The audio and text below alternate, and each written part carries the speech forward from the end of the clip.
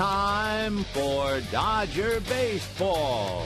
Live from Dodger Stadium, KCAL 9 presents the Dodgers as they take on the Arizona Diamondbacks.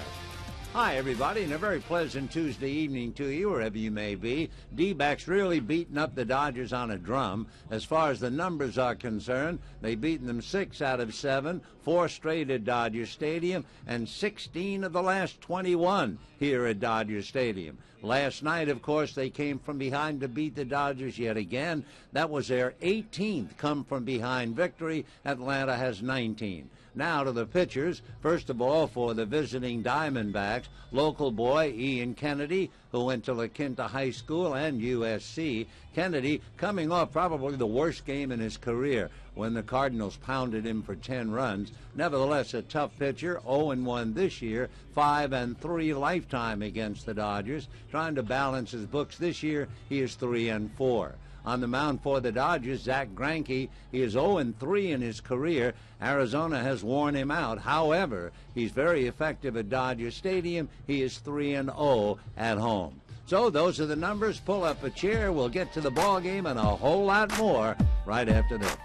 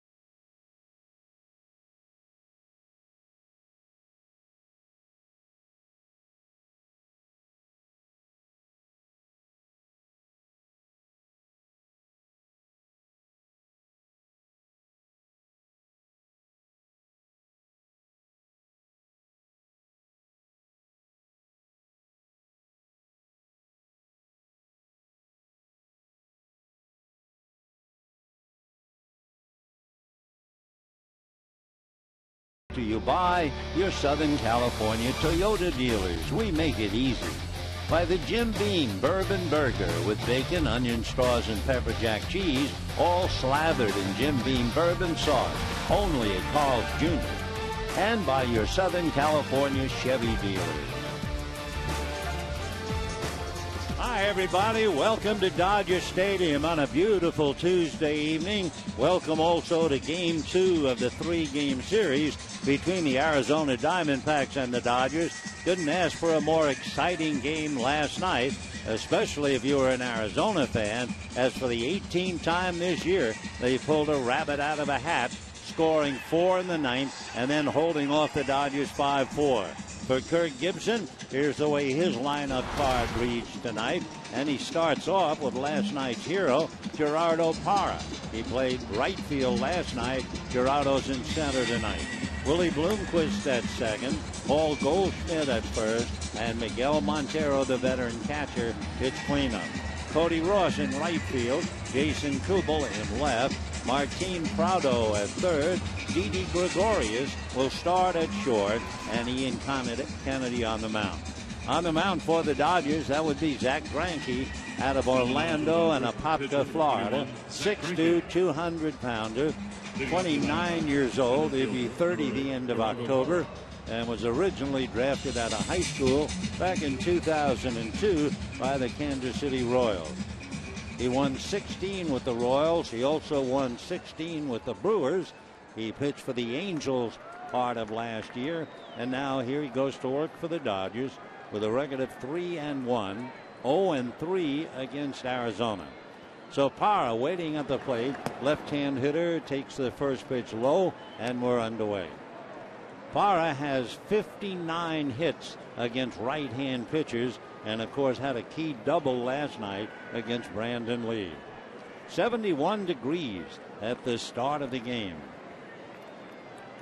Greinke, who has struggled in his career against Arizona, delivers and is promptly hit into right field, so Parra is at it again. Parra last night had a walk and 2 doubles, and now lines a single to right. That will bring up Willie Bloomquist. Will set the Dodgers defensively. They shape up this way: Gonzalez and Punto, Cruz and Uribe, Schumacher, Ethier and Puig, and Federowicz behind the plate handling Greinke. Willie Bloomquist coming up with Parra at first. Arizona is not a running ball club. They only have 20 stolen bases. Parra has stolen 5, but he's been caught 7 times. And the first pitch in for a strike to Bloomquist.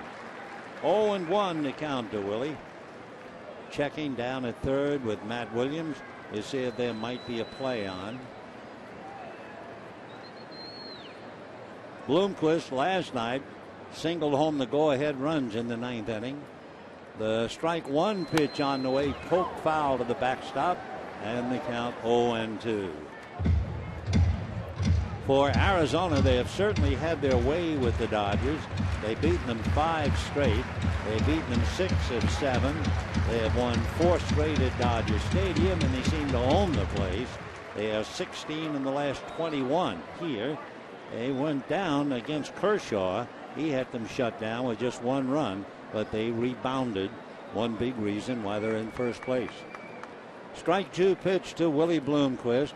Greinke delivers, half swing in the dirt on a slider. It's strike 3, and down goes Bloomquist. So 1 away, and the big first baseman, Paul Goldschmidt, coming up.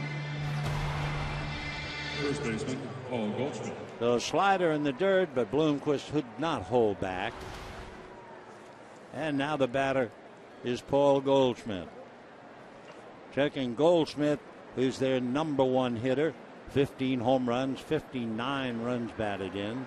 Had a quiet night last night, 1 for 5. Big first baseman waits. Greinke's pitch down and away. Ball 1. 1-0. Paul Goldschmidt hitting .333 against Greinke. 1 for 3 with a home run. He has worn out the Dodgers this year, but then again, he's been wearing out the lead. 1 ball and no strikes. Power at first. Greinke watches, comes back to Goldschmidt, gets a strike, and the count 1-1. Greinke is 0-3 lifetime against Arizona with an earned run average 7.9, so they have pushed him around. However, here at Dodger Stadium, he has 3 wins and no losses. He's pitched very well. The 1-1 pitch coming up to Paul Goldschmidt. Greinke delivers, swung on, fouled away off to the right, and they count 1-2. So Paul Goldschmidt trying to keep it going this first inning. No score in the ball game. Power opened up with a base hit. Goldschmidt just 2 for his last 19. That covers a 5-game stretch. But before that, he was tearing them up. 1-2 the count to the big first baseman, who was originally selected by the Dodgers. He takes in the dirt. However, Paul opted not to go professional. Went on to college and eventually with Arizona. He went to Texas State University. He has 4 go-ahead home runs in the 8th inning or later, most in the major league. Power at first. Greinke checking him. Still checking. Now the 2-2 pitch. Goldschmidt swings and misses, and down he goes. So Parra opened up with a base hit to right field. Bloomquist and Goldschmidt followed by striking out. And the batter now will be Miguel Montero.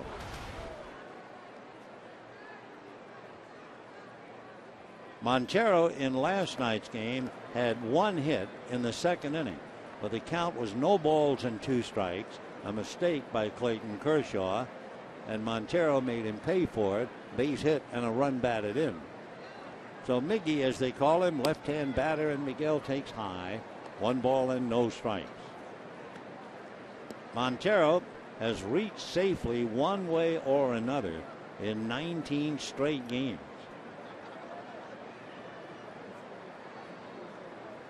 Behind Yadier Molina as the hardest working catcher in the major leagues. Throw to first.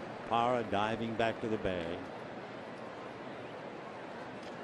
Miguel has caught 493 and 2/3 innings. Yadier Molina 512. 1 ball and no strikes. So the left-hand hitting Montero. Greinke set, watching Parra. Back he comes, drops a breaking ball in there nicely for a strike. And they count 1 ball and 1 strike. Tim Federowicz behind the plate, looking over at the Dodger dugout, thinking about pitch out. Parra, as we said, has stolen 5, but he's been caught 7 times. Greinke set at the belt. 1-1 pitch on the way, and that crowds the hitter. Ball 2. 2-1 the count to Miguel Montero.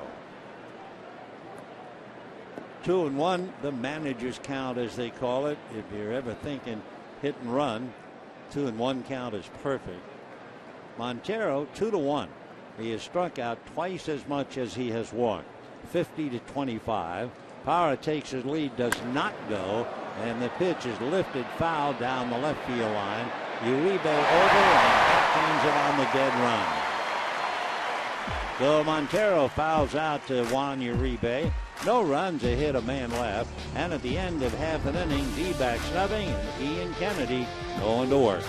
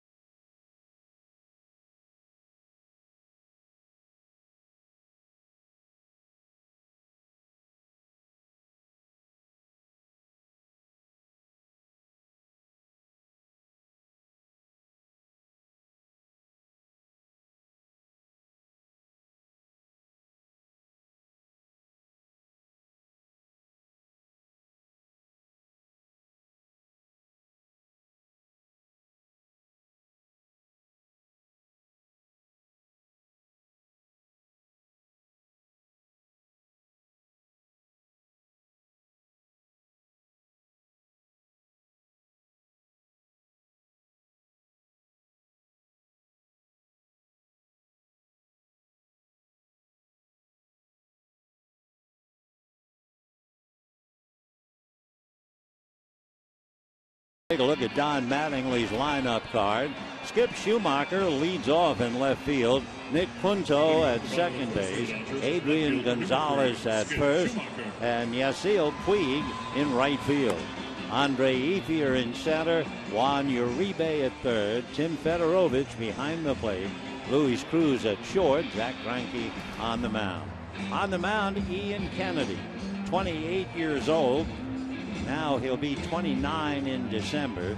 Born in Huntington Beach, went to La Quinta High School and then went on to USC. He now lives over in Scottsdale.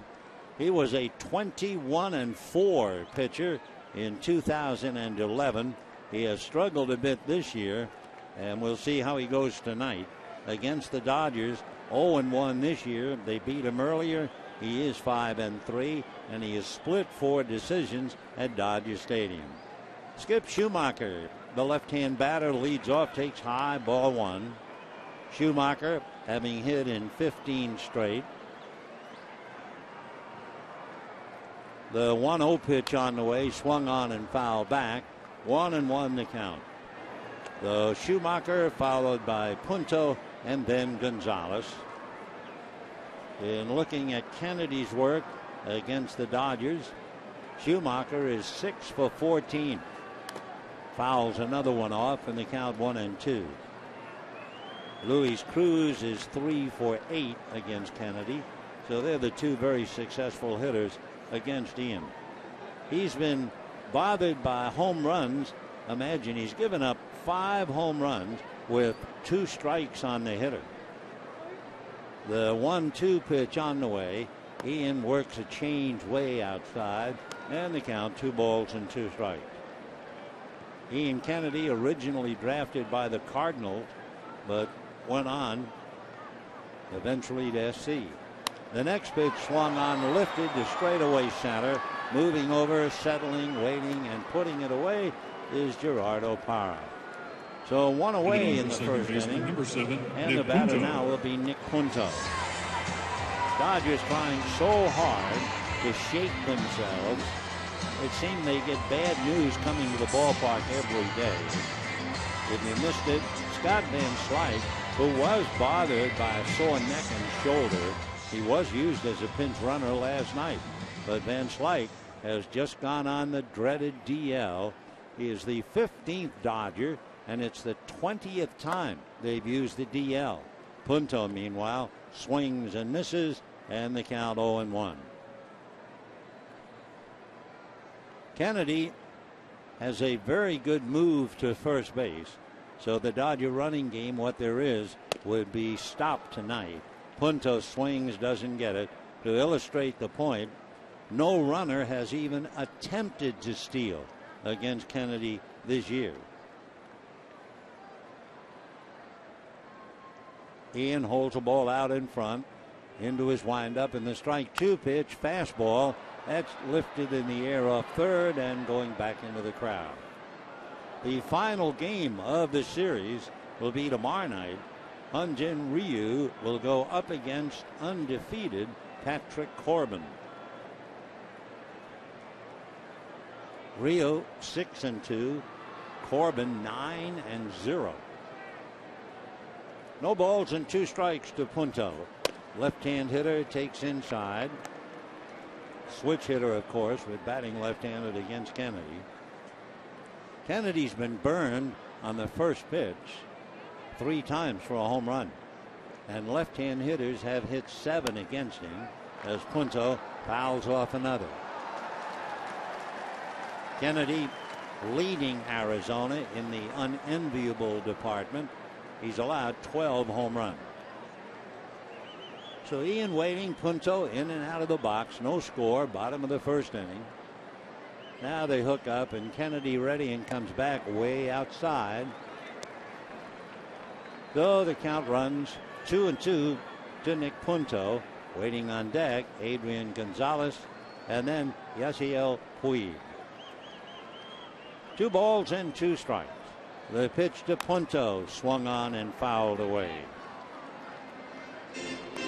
Kennedy in his career was a little under 500 before the break, 22-24. but after the break, he goes 27-10.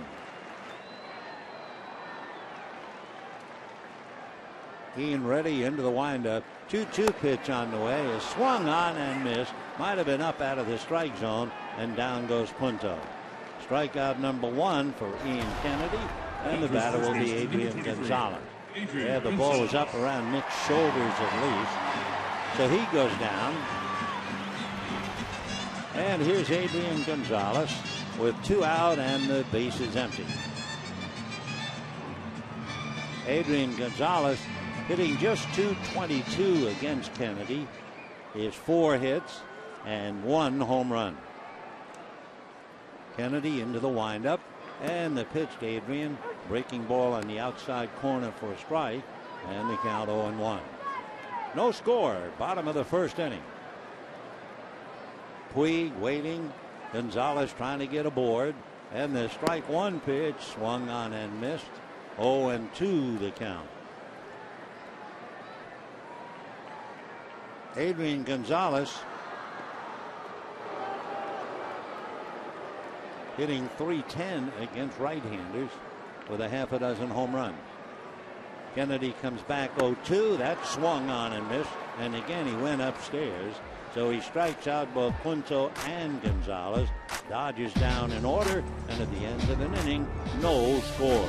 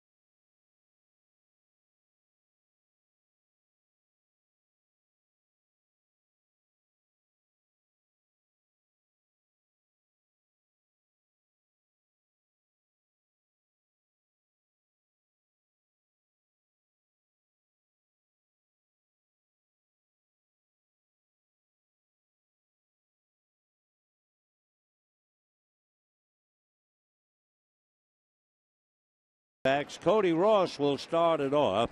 Cody had a pretty good night last night, double and 2 singles, and Zach Greinke ready to work on him. So Ross trying to spearhead the attack, hitting .264, fouls the first pitch away, and the count 0-1. Cody has really piled up the good numbers this year against left-hand pitching. So Ross backs out for the moment. Second inning, no score. Zach Greinke, feet together on the rubber, looks down to Federowicz. Outfield fanned out straight away. And the next pitch is popped up. It's Uribe coming down the line in fair ground and makes a 2-handed catch for the out. So we have 1 out in the second inning, and Jason Kubel will be coming up. Kubel last night had the infield single in the 9th inning. A key play, hitting .261, 3 home runs, 19 runs batted in. Greinke ready, and the first pitch of the left-hand hitter in for a strike. 0-1. Kubel, 31 years old, born in South Dakota, lives in Calabasas, so when he comes here, he's virtually home. Strike 1 pitch on the way, hit up along first base, foul. 0-2 the count. Kubel, normally a very patient hitter. Last year he was averaging better than 4 pitches in at bat. No balls and 2 strikes. Greinke looks in. Now he's ready. Strike 2 pitch on the way outside. Ball 1. 1-2. Zach Greinke trying to win his 4th, trying to win his 1st against Arizona. Zach turns on the rubber and comes back 1-2, and that's hit foul off the railing in front of the Dodger dugout. So 1-2 the count to Jason Kubel. Cracked his bat, so he'll have to get another, and timeout for the moment. Kubel, a good hitter and has some power. Last year, Kubel hit 30 home runs, and he had 90 RBIs for the Diamondbacks. He hit 28 for the Minnesota Twins. The 1-2 pitch on the way, and Kubel chases one, comes up empty, the tag at the plate, and down he goes. So 2 out. Martin Prado coming up. And a reminder, Saturday, June 29th, Dodgers and Phillies at 7:10. Be one of the first 40,000 fans in attendance. Receive your very own set of Dodger earbuds. Compliments at T-Mobile. For tickets, visit Dodgers.com/promotions. Greinke has struck out 3 of the 5 men that he has retired. Here is Prado hitting .248, 4 home runs, 18 runs batted in. Martin takes high, ball 1. He had a base hit in that riotous 9th inning last night, but he also committed an error on a sacrifice bunt, and the Dodgers looked like they were in the clover. Instead it was poison ivy. High fly ball to right field. Puig coming a long way and one-hands it on the dead run. So the Dodgers go out in order. 6 in a row retired by Greinke. And at the end of an inning and a half, no score.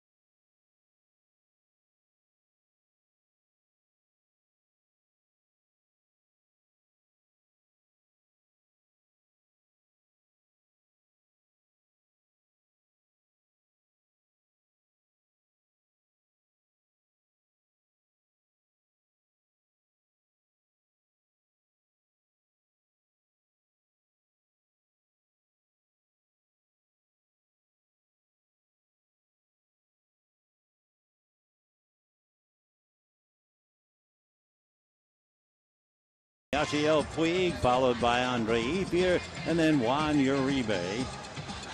Puig, as the world knows, has really been unbelievable. He's hitting .500. He has 16 hits and 32 at-bats, 4 home runs, 10 runs batted in. Kennedy into the windup, and the pitch is swung on, hit to the hole, picked nicely there by Gregorius to throw him out. So he now hits the bag and kind of stiff-legged went down the line a little bit. Now he's Dodgers starting to center run fielder, back number for a 16, split second there. I think Ethier. a lot of people thought something might have happened to his left leg. That's about all the Dodgers need. But he looks like he's okay. Ground ball to short. Gregorius on it.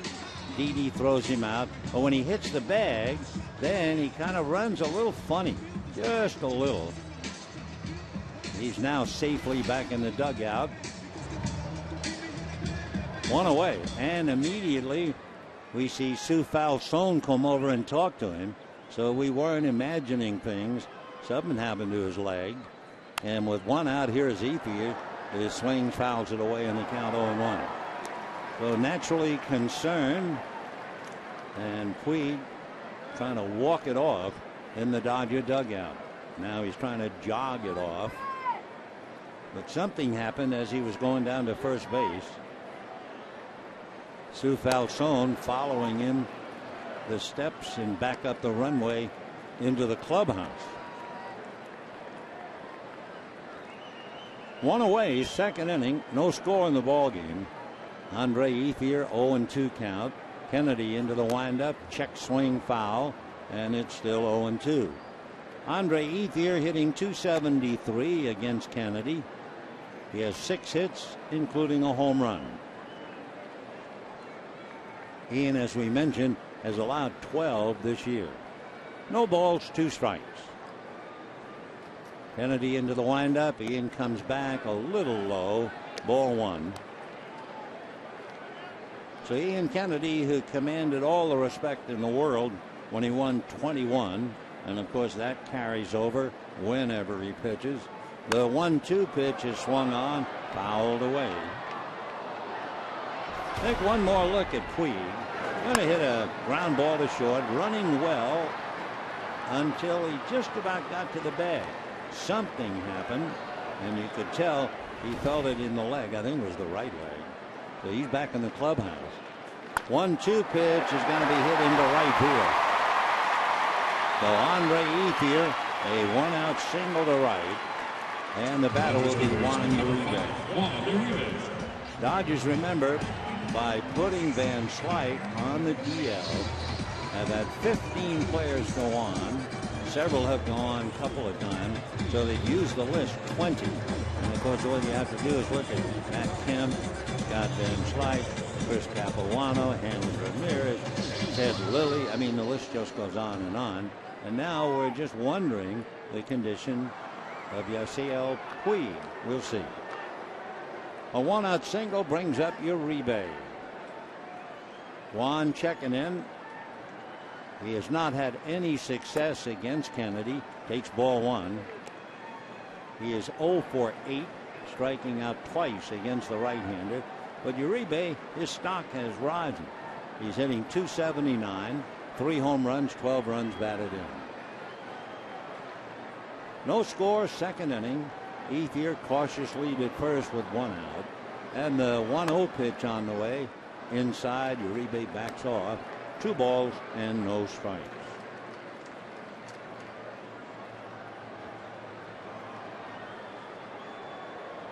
The Uribe again, a quick look down to Wallach. We were talking about Ian Kennedy's career. How about against the Western Division? Here's the 2-0 pitch to Uribe, and that's off the plate, ball 3. In his career against the West, Ian Kennedy, 21 wins, only 10 losses. Ian, an even 6-footer, 190-pounder. The 3-0 pitch, they might let him swing. They do. High fly ball to center, but it's playable. And Parra goes to the track to make the catch, and holding it first is Ethier. The other night they green lighted him, and he popped a double into right center. So 2 out. Ethier at first. Tim Federowicz coming up. We have seen a lot of wonderful defensive plays this early in the year. 65 games thereabouts. But the catch that Gerardo Parra made last night, that goes in the book as one of the better catches we've seen. And it was made on a ball hit by Federowicz.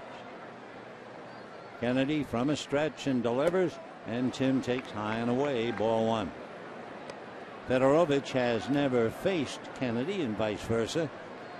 Hitting 192, 2 home runs, 5 runs batted in. No score in the second. The 1-0 pitch on the way with Ethier at first, and that's swung on and lifted back at first down the line. Trio of D-backs, and in foul ground, the right fielder Cody Ross makes a sliding catch for the out. So no runs, 1 hit, 1 left, and at the end of 2, no scores.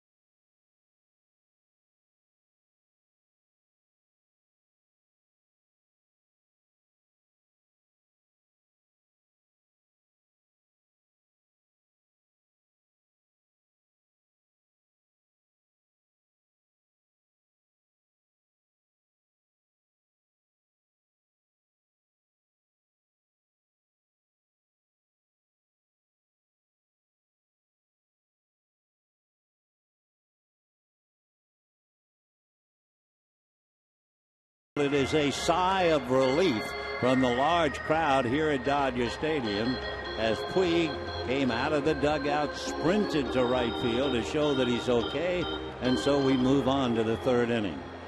Whatever bothered him disappeared in the clubhouse. Gregorius, Kennedy, and Parra in that order. Gregorius with the name Didi, D-I-D-I. Actually, his name is Mariekson Julius, and he takes ball one. If you break that first name down, it's Marie, M-A-R-I-E-K-S-O-N, and then Julius Gregorius. Sum it all up with Didi. The 1-0 pitch on the way, swung on, popped in the air, foul off to the left of the plate, and no play. Back into the crowd. So back to work goes Federowicz. Over to third goes Uribe. We're in the 3rd. By the way, local boy from the Valley, Giancarlo Stanton, in his 2nd game back, wouldn't you know, hit an 8th inning 2-run home run. Miami beat Milwaukee 5-4. 1-1 the count. Ranky ready and deals fastball. That's lifted to the right side. Coming out of nowhere is Puig, crossing the line and one-hands it for the out. I mean, if there had been anything wrong with him, he never would have covered all that territory. Wow. So Gregorius fouls out, and Puig, having to run his heart out, crossing the line, made the catch and avoided crashing into the wall. Fine play. So Gregorius fouls out to Puig, 1 away, and Ian Kennedy the batter.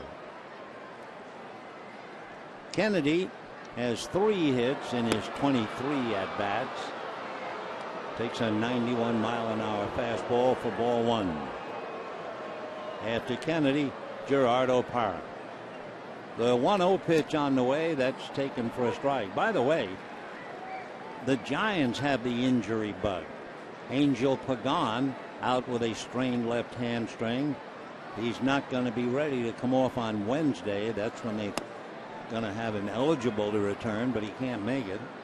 Pablo Sandoval was placed on the DL today, a strained tendon in his left foot. 2 balls and 1 strike, and there's more. Here's the 2-1 pitch, swung on, fouled away. Marco Scudero, he was hit on the left hand with a 94-mile-an-hour fastball tonight in Pittsburgh and had to leave the game immediately. So Pagan, Sandoval, Scudero, they're all hurting. 2-2 the count. Kennedy did nothing else, making Greinke work. Zach delivers, fastball puts him away, swinging. 2 down in Parra coming up. 4 strikeouts for Zach Greinke. Parra opened up the ball game with a single to right field. Center fielder, number 8, Gerardo Parra. And looking at Zach's previous work this year for the Dodgers, his strikeout high was his last game. He struck out 7 Braves. So here's Parra hitting .320, 5 home runs, 20 RBIs. If you weren't watching, if you didn't see the game last night, he gave a lot of us a kick. He made a tremendous throw to throw out Yasiel Puig at third base, trying to go from first to third. And what was great was Parra's reaction. He runs up as if to bunt, takes ball 1. They call Puig out, and we put the camera on Parra, and he held up his right hand, and with his index finger he shook it, saying, "No, no, no, you don't run on me." He has 8 assists, by the way, in the outfield. The 1-0 pitch on the way, off speed for a strike. In fact, we can show it to you if you're watching on TV. Line drive base hit. Puig trying to go from first to third, on the fly strike to get him. What a magnificent throw by Parra. And then the capper. No, no, no. 2-1 the count. Top of the third, no score. Sadder but wiser. Puig watching. Parra wide open as he waits for the pitch. Then he swings that right leg close. Hits a ground ball to the right of Punto. Nick goes back to throw him out. So after giving up the leadoff single, Greinke has retired 9 in a row. And at the end of 2.5 innings, no score.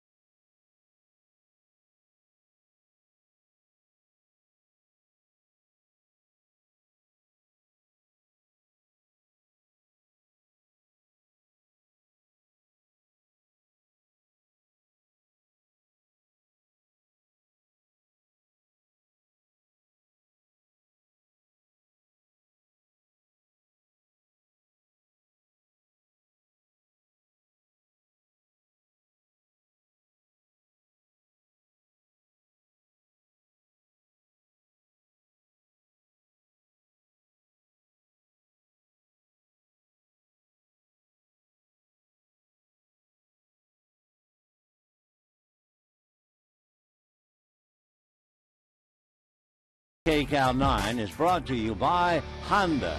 Visit your Honda dealer for great deals. Only a Honda is a Honda. By Time Warner Cable, enjoy all the things you love better. Call Time Warner Cable 1-855-1-TWC. And by 76, we're on the driver's side. Bottom of the third inning, no score in the ball game. And the batter now Luis Cruz, who backs away a pitch low, ball one. Maybe we are being overly anxious like a father with a newborn. But we watched Puig after he made that catch in the foul area in right field. The pitch is hit in the air to left field. Coming up for it to pick it off is Kubel. So Cruz goes out, one away. We watched Puig and he ran all the way into the dugout. Normally, he stays in the dugout. He'll talk to the guys on the railing. But instead, this time, for the second time, he went down the steps and then turned. And the next thing we know, he left the dugout. Matt Kemp turned to watch him walk away, and he was soon followed by bench coach Trey Hillman and several others. Well, again, we shall see. Here's Greinke. Greinke is a very good hitting pitcher. Zach batting .400, 6 for 15, 2 RBIs, and has a look at a strike and the count 0-1. No runs, 1 hit, no error for each side. Tomorrow night, the concluding game, Ryu and Corbin. Strike one pitch on the way, and Greinke swings, pulls it backhanded at third nicely by Prado, and throws to first for the out. So Martin Prado, a nice play on the ball hit by Greinke. 2 down.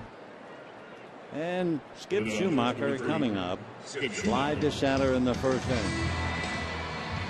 Well, we look in the dugout and we see that Yasiel Puig is back, but everyone is quite solicitous of his behavior. Sitting next to Luis Cruz, who is his buddy, along with, in one corner of the Dodger dressing room, you have Puig and Cruz and Hanley Ramirez. First pitch to Schumacher, in for a strike, and the count 0-1.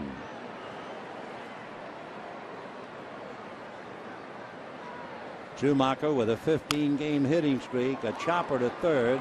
Prado backed up, makes a high throw with Goldschmidt at about 6'5", catches it easily. So down goes Schumacher and the Dodgers, and at the end of 3, no score.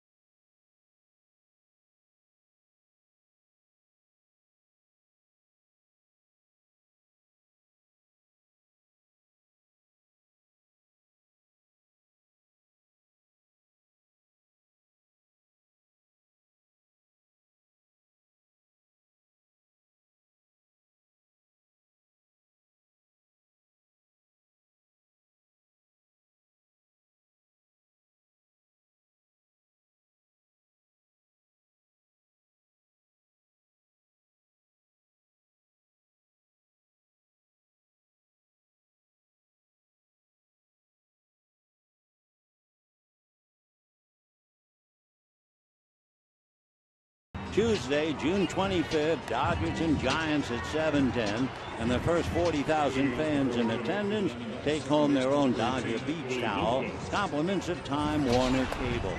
For tickets, visit Dodgers.com/promotions. Well, we're watching Puig here at Dodger Stadium. Meanwhile, in Pittsburgh, Garrett Cole, the Pirates' #1 overall pick, just 2 years ago out of UCLA. He made his debut tonight against former two-time Cy Young Award winner Tim Lincecum, and Cole took a shutout into the 7th inning. He also got a base hit to drive in 2 in his first major league at bat. The Pirates won going away 8-2. And the first pitch to Bloomquist, grounded to short. Cruz plenty of time to throw him out. 1 away. For the Diamondbacks, first baseman. So interesting, 44, 2 UCLA pitchers made their debut back-to-back. Cole tonight, and last night, remember, Charles Brewer made his debut going against the Dodgers. Here's Goldschmidt. First baseman struck out in the first inning. Greinke has retired 11 in a row after giving up a leadoff single to Parra, and a strike. 0-1 the count. No balls and 1 strike. Goldschmidt followed by Miggy Montero. Punches one on the ground, backhanded at second base, and a great throw to first in time by Nick Punto. So he takes a base hit away from Goldschmidt, flashing to his right. Miguel Montero. Punto's one of those guys that just, you watch him and you know you're going to get 110% no matter what position. Doesn't make any difference. I mean, last night Punto was all over the place at shortstop. Now he moves over to second. And with 2 down, the batter is Montero, who fouled out to Uribe in the first inning. Miguel batting .207, shies away, ball 1.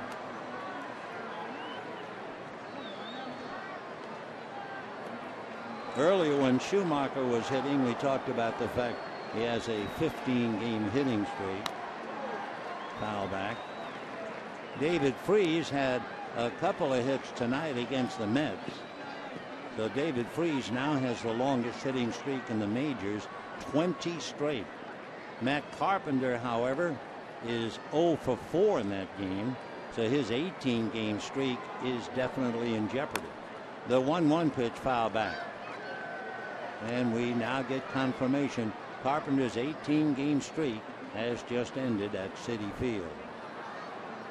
You know, the Cardinals' longest hitting streak by one of the greatest hitters to ever play the game, 33 games by Rogers Hornsby in 1922.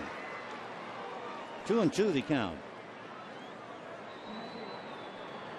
The longest Cardinal left-handed hitting streak, you guessed it, Stan Musial, a 30-game streak in 1950.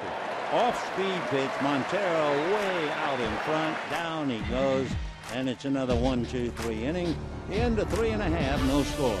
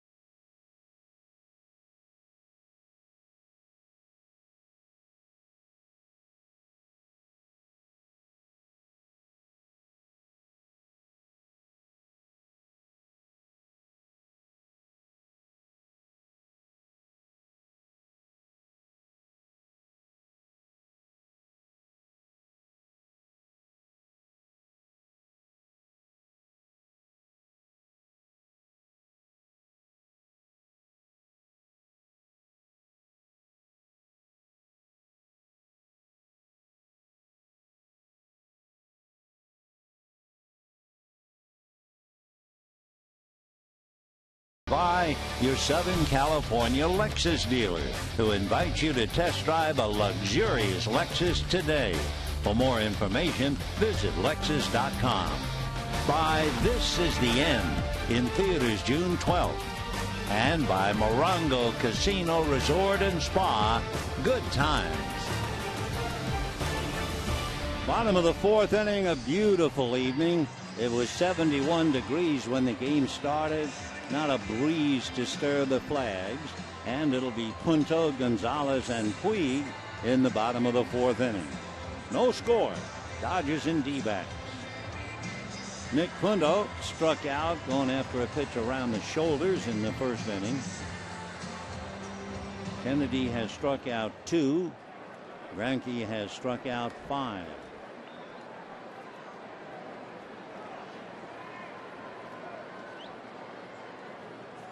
And a bunt, but he leaves it in Montero's mitt. 0-1 the count. Nick likes to bunt, and he's good at it.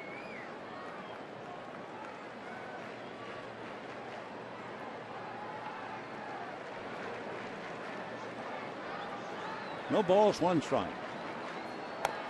1-1. Looking at Arizona pitching, they get good run support, better than 4 runs a game. The bullpen has won 13 games.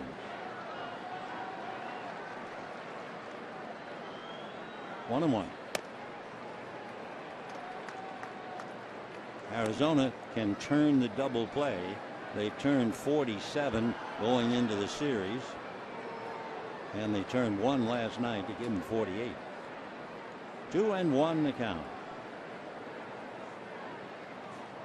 Fastball hit down the left field line, but it's slicing foul out of play. 2-2. Another thing that Arizona does, it's a combination of the pitchers and the presence of Miguel Montero behind the plate. They just don't allow stolen bases.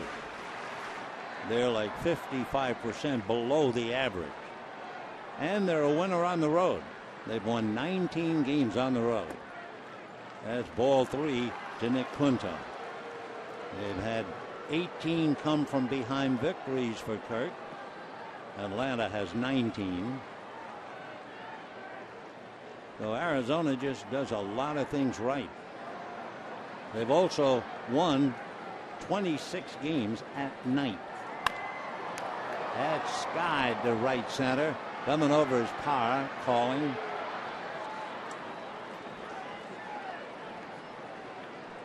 Dodgers first baseman number 23, ball 1 down. Adrian Gonzalez. And Adrian Gonzalez coming up.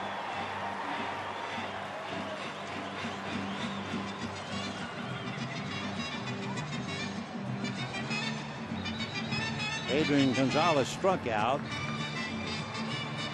That was in the first inning. .313 with 8 home runs, 43 runs batted in. Fouls the first one off. The infield is swung way around, so much so Martin Prado is way over, almost in the hole at short. The outfield, however, has to shade a little bit with the center fielder Parra slightly into left center. That's a strike. 0-2 the count to Adrian.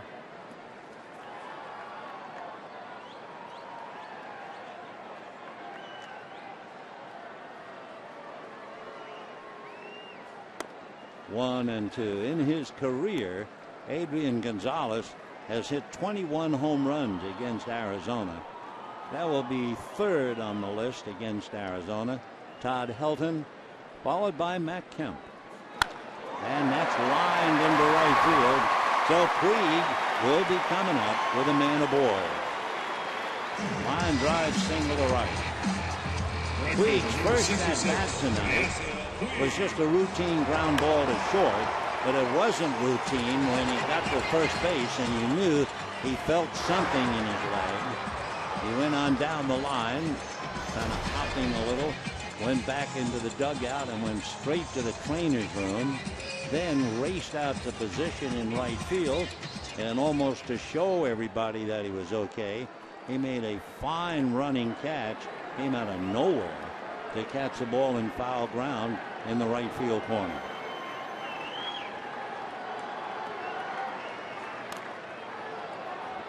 That kicks away, unintentionally hit the bat. 0-1 the count. Puig hitting cleanup yesterday, went 3 for 4, struck out, and was thrown out going first to third by Parr. 0-1 the count.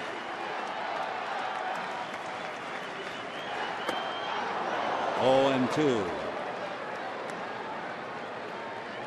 The Ian Kennedy trying to take him to school.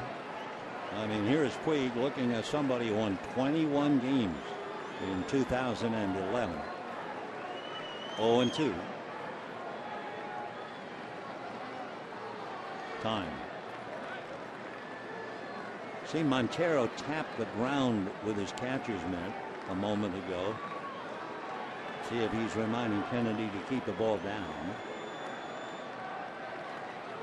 0-2. Gonzalez short lead at first.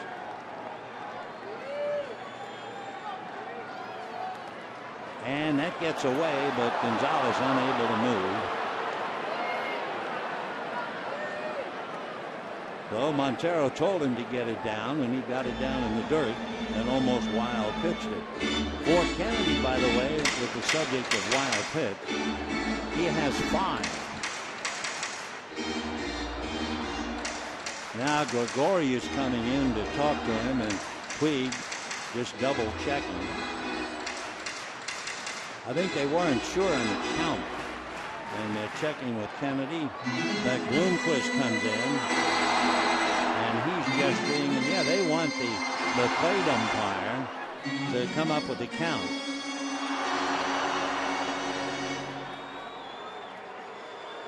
Now Kirk Gibson is coming out.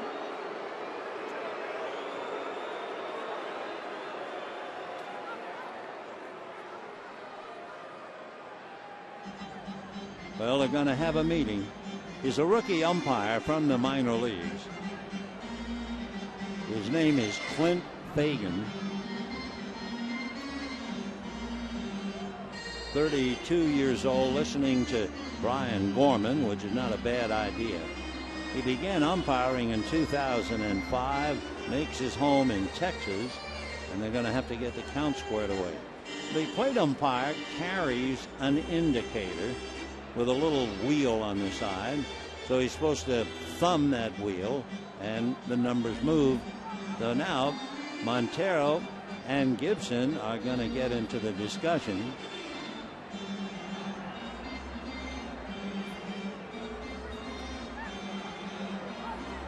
And now Kennedy comes in. So the count continues. How many pitches do we have? We'll show you the pitch by pitch. Watch this.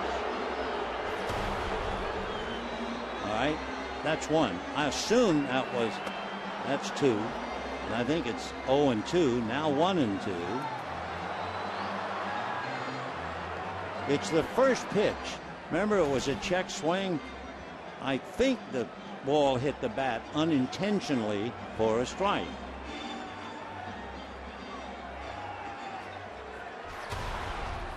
That's the one. Check swing, and it went back to the backstop. I don't know why Arizona would argue on that. I mean, that was a strike. Anyway, the count's 1-2. The umpire was correct. Kennedy in the infield, ready to go back to their position. Montero still isn't sold on it. You know they're not arguing to make the count 2-1. So 1-2. Puig 0 for 1 tonight. And a new ball will be put in play to Ian Kennedy.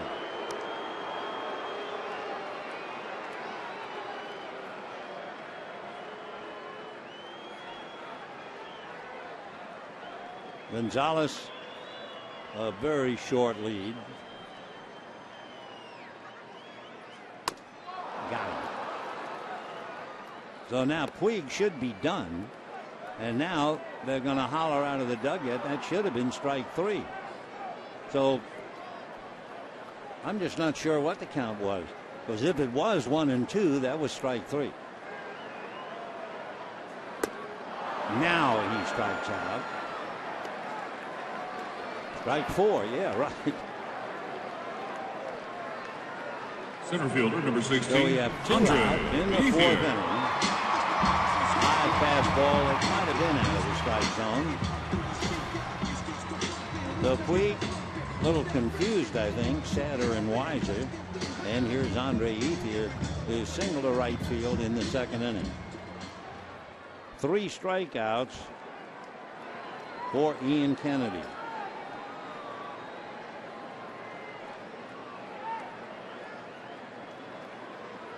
Ethier hitting .233, lifts a fly ball into left center, very playable.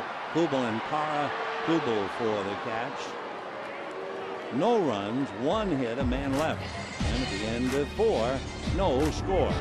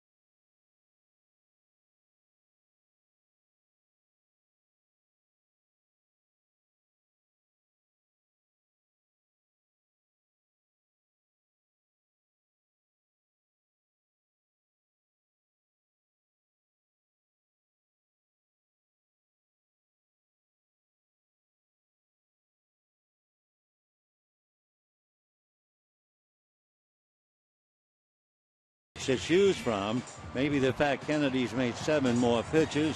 Greinke has struck out 5 to Ian's 3, but otherwise they're setting a tough pace here as we go to the 5th inning. Greinke has also retired 13 in a row. In fact, he gave up a base hit to Para opening up the game, and he's gotten everybody since. So 12 in a row, facing 13 back. Cody Ross, he'll be followed by Ian Kubel and then Martin Prado. No runs, 1 hit Arizona. No runs, 2 hits for the Dodgers.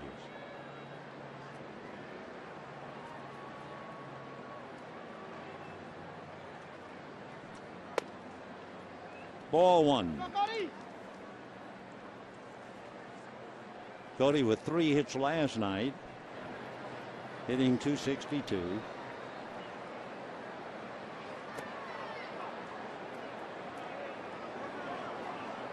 And apparently that hit him. So Ross nicked by a pitch and goes to first. Greinke now pitching out of the stretch to Kubel and Prado. Just ran in on a check swing. And then the plate umpire held up his hands and gestured go to first. For Greinke, he has only hit 1 other batter. You know who that is, Carlos Clinton. High drive to right field. Puig going to the track, running to the wall, leaping, and it's in the bullpen. So Jason Kubel, following the hit batter, hits it out. And just like that, Arizona takes a 2-0 lead. Fourth home run for Kubel. It'll give him 21 runs batted in. And 2-0 Arizona. Batting next, third baseman, number 14, Martin Prado. For Greinke to give up a home run, that's only the third home run that he has allowed this year. Puig just ran out of room as it wound up in the pen. So 2-0, and here is Martin Prado, who flied to right field in the second inning.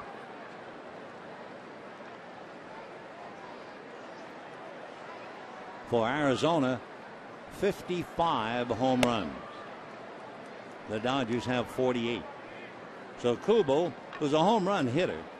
Remember the last time he was up, we were talking about the fact that he hit 30 last year. That's right.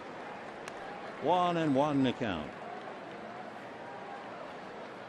Last night the Dodgers had 2 home runs. Mark Ellis, Juan Uribe, and still came up a buck short. Ground ball up the middle. Punto smothers on his knees, gets up, throws him out. Well, I'll tell you one thing, it is a joy to watch Nick Punto. Oh gosh, he's not the smoothest infielder we've ever seen, but boy, he never quits, no matter where the ball is. And he gets his man. So Punto takes care of Prado, and that'll bring up Didi Gregorius. Yeah, tip of the cap to you, Nick. Gregorius fouled out. That's when Puig, who plays way over towards right center, ran a mile to get to foul ground and catch it. Even now, he's standing in front of the scoreboard, just about in the middle of it. He's got a good distance to go to get to the line. 1-1 to Didi Gregorius.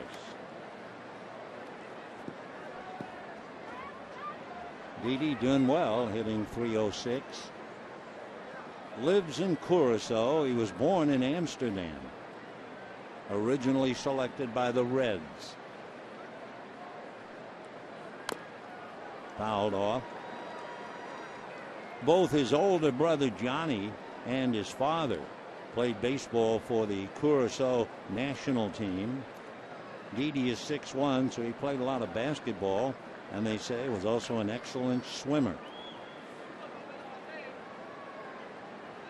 Started playing this game as a pitcher because his father pitched, his brother pitched, but he winds up playing the infield. 1-2. 2-2.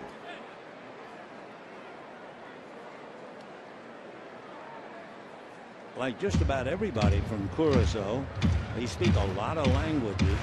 He speaks English, Dutch, Spanish, and Papiamento. 2-2.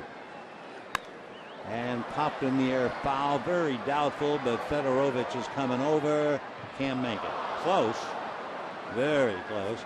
Stan Kasten had a play, the president of the Dodgers.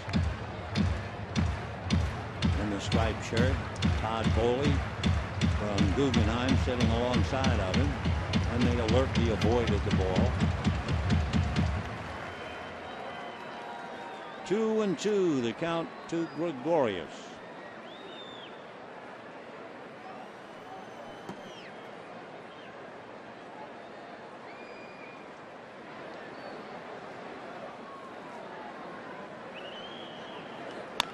Pulled, foul, and the count still 2-2.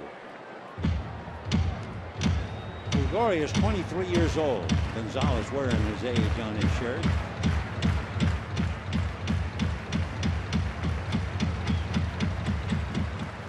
Didi's also a good bunter, but of course not with 2 strikes.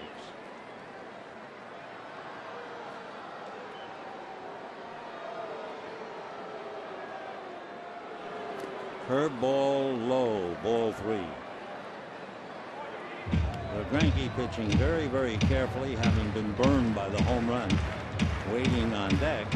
Ian Kennedy leading 2-0. 3-2 to Didi Gregorius. His first at bat as a D-back he hit a home run at Yankee Stadium. Slicing one down the left field line. A trio of Dodgers. It'll drop untouched. It wasn't Gregorius's first at bat. It was his first at bat as a D-back. He had 20 at bats for the Reds. But he said Yankee Stadium was a place he just dreamed about, and then he goes and hits a home run.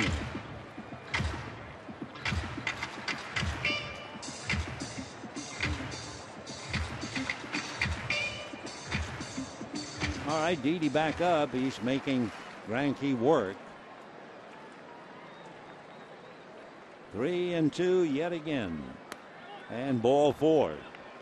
So a hit batter, a home run, and a 1-out walk. And that'll bring up Ian Kennedy.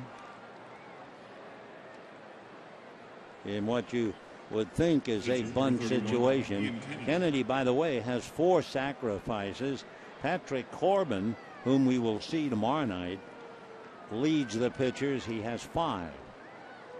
That was a 9-pitch at bat for Gregorius.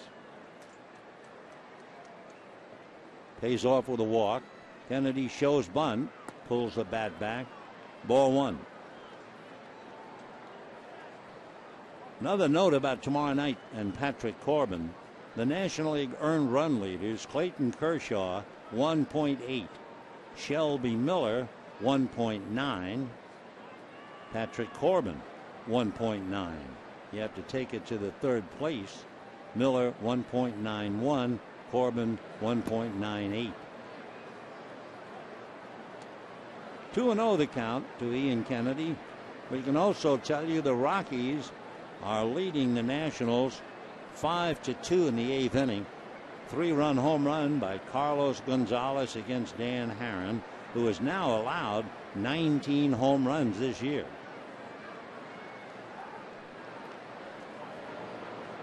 Colorado hanging tough. They were tied with the Giants, 2 games back of Arizona at the start of the day.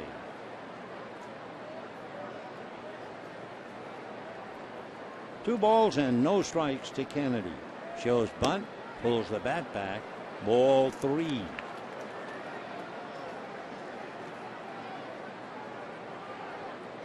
So 3-0 the count.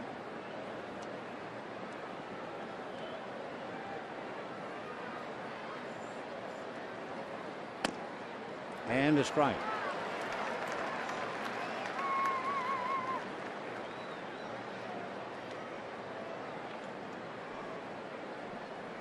Two to nothing in favor of Arizona. Ross hit by a pitch, and Jason Kubel hit a home run in the bullpen.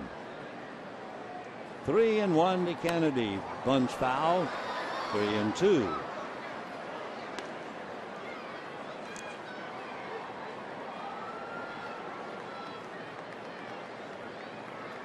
Ian checking with Matt Williams.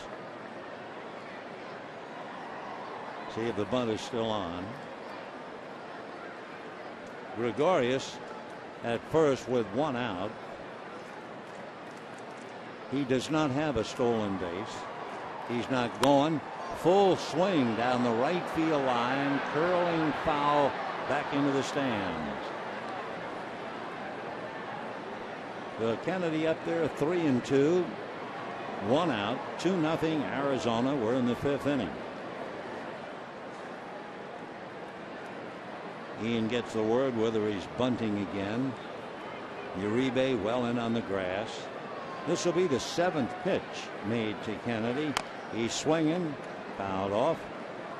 So now it's an 8-pitch at bat. Remember, Gregorius had a 9-pitch at bat.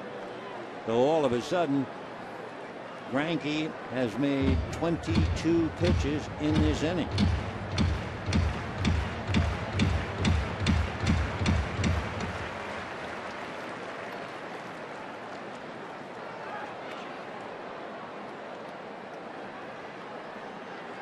When the Dodgers come up in the bottom of the 5th, Uribe, Federowicz, and Cruz.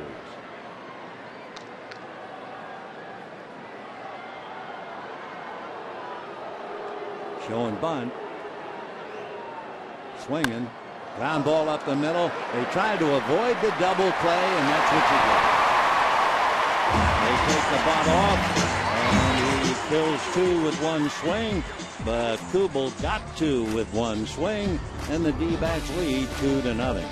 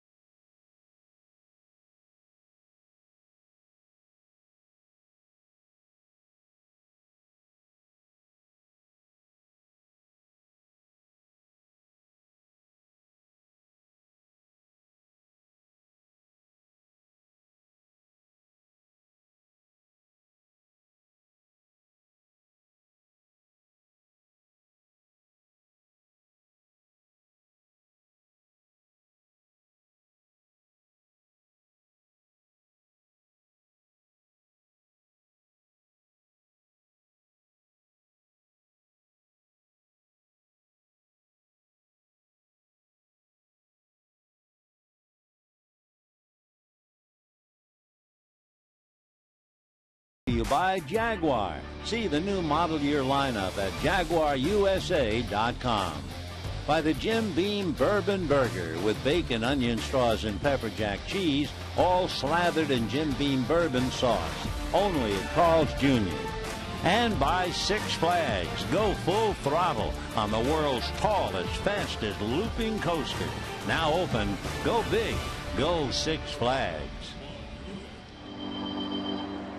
Dodgers in a hole. Jason Kubel hits a two-run home run. We go to the bottom of the fifth inning. 2-0 Arizona. And Ian Kennedy now ready to work on Uribe, Federowicz, and Cruz. Ian is coming off the worst game in his career. I mean, the Cardinals pummeled him last time out. Gave up 10 runs, 3 home runs in only 4 innings. And as he said after the game, I don't ever want to go through that again. So here he is now, and he has the Dodgers shut down on a 2-hitter.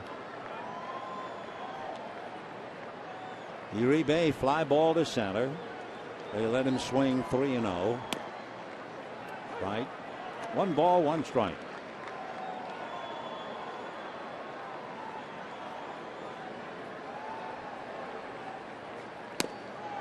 Way out in front of that. Dodgers have 2 hits. Ethier single to right, and Gonzalez single to right. And Uribe goes down. 4 strikeouts for Ian Kennedy, and 1 away. A little trivia question coming your way. How many former most valuable players have gone on to win Manager of the Year since the award was established in 1983? A most valuable player who goes on to be Manager of the Year. Federowicz flied to right in the 2nd inning. Whoop. Off-speed pitch just about behind him.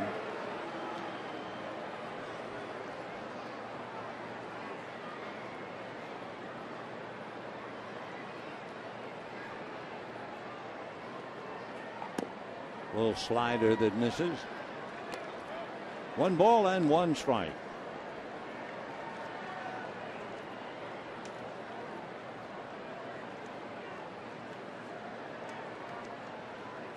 Fastball, and that's grounded up the middle.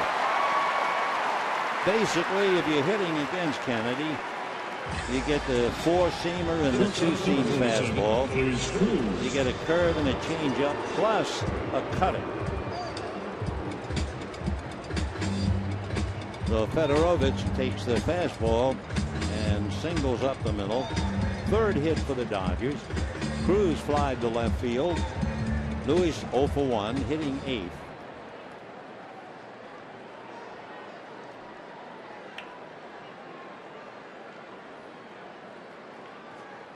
In the dirt, nice save by Montero. So holding at first, Federowicz. Diamondbacks lead 2-0 on the home run by Jason Kubel.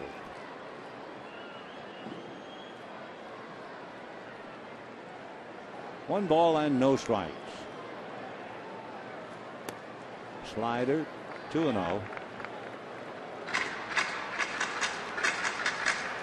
They call it a slurvy curve. So they're not quite sure whether they want to call it a curveball or a slider. But up here it certainly looks more like a slider. 2-0. 1 out, 2-0 D-backs. Fastball. So 3-0 to Cruz. Everybody clap your hands. Zach Greinke leaves the on-deck circle for a moment to hear something from Don Mattingly. 3-0. And the fastball is low. So the Dodgers have runners at first and second. First time tonight they get a man to second base. And Greinke will be coming up.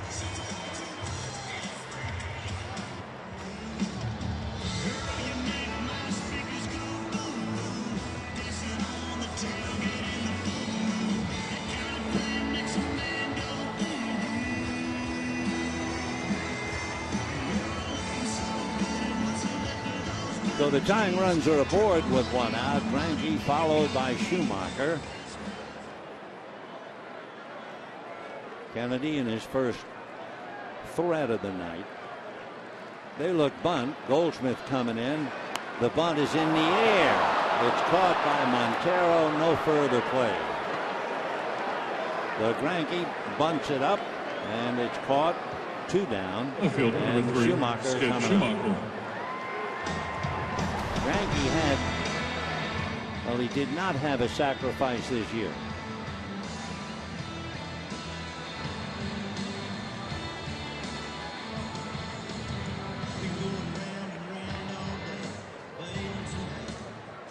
So 2 out, first and second.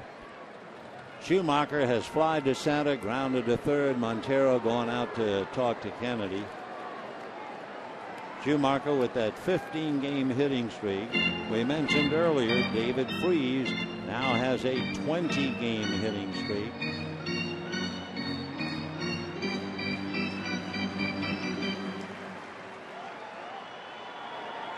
Matt Carpenter stopped at 18. Here's Schu with a 15-game streak. 0-1.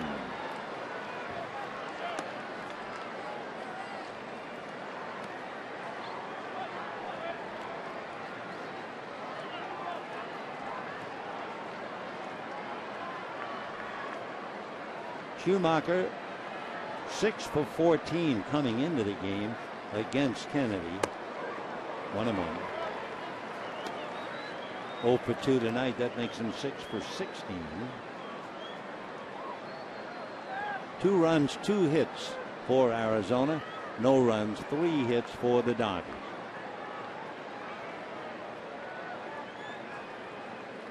One ball, 1 strike.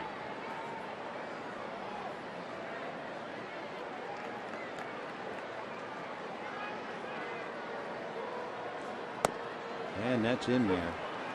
1-2 to count. Everybody clap your hands. That looked like a straight change, and Schumacher just could not handle it.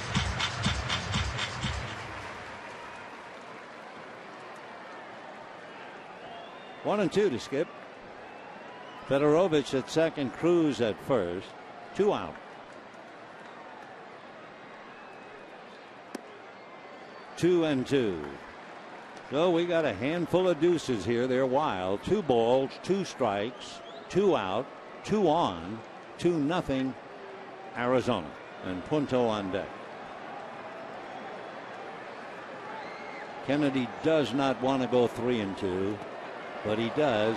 So the Dodgers get a little break. They don't have much speed with a catcher at second, and the runners will be going on the pitch.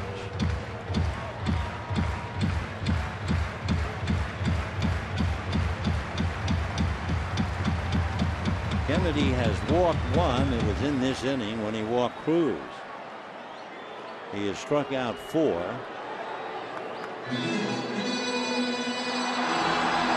Schumacher deep in thought, going through the foul.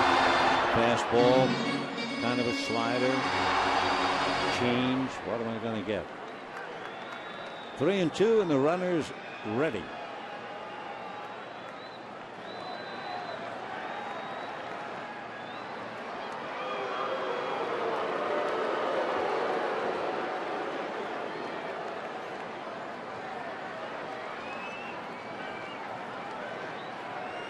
Three and two. There go the runners, and it's fouled away. So Federowicz goes back to second, Cruz to first.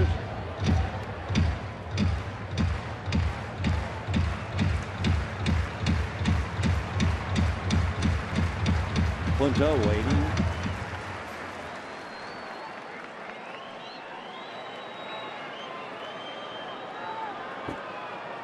There they go. And ball 4 wasn't even in the neighborhood. So Schumacher draws the walk, and the bases are loaded for Nick Punto.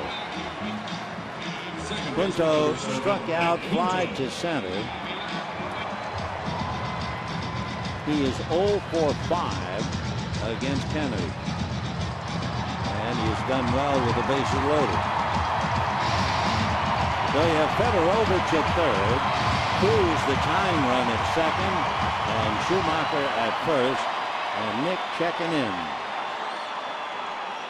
He has one grand slam. He hit it against Tampa Bay. And a strike. On deck, Adrian Gonzalez. So it's a big at-bat for Punto.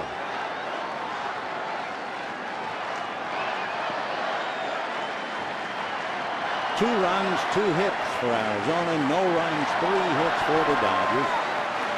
2 out. Fouled away. So he has Punto in a hole now. 0-2. Kennedy came into the game 26 walks, 61 strikeouts.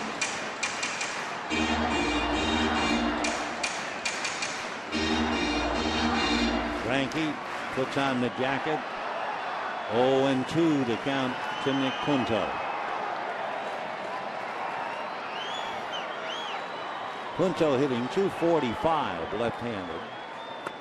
Foul tip and held by Montero, and Punto strikes out.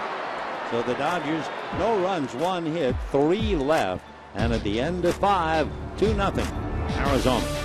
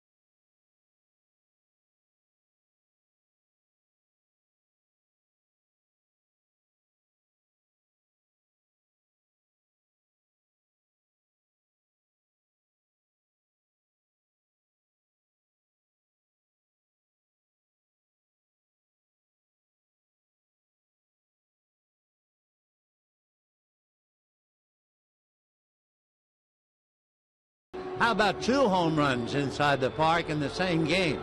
Well, it happened here on this date in 1972. Dodgers playing the Pirates. Manny Mota came up, hit one down the left field line. The ball got away on the wall. Rennie Stennett couldn't play the carom, and Manny had an inside the park home run. Later on, center fielder Willie Davis. He hit one down the right field line. Same thing. Clemente waiting for the carom. It didn't come. Inside the park. What happened? Roberto Clemente hit a home run. Pirates beat the Dodgers 7-5. Let's go back to this one.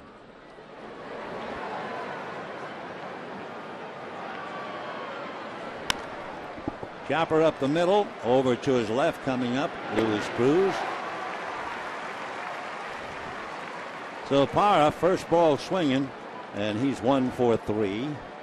The batter will be Bloomquist. Kennedy made 22 pitches in the 5th inning, so his pitch count now has run up to 73.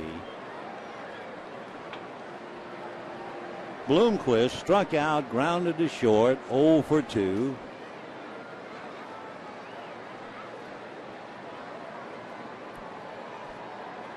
He's really only played a few games. He's had 32 at bats. He had been on the DL. Ball 1.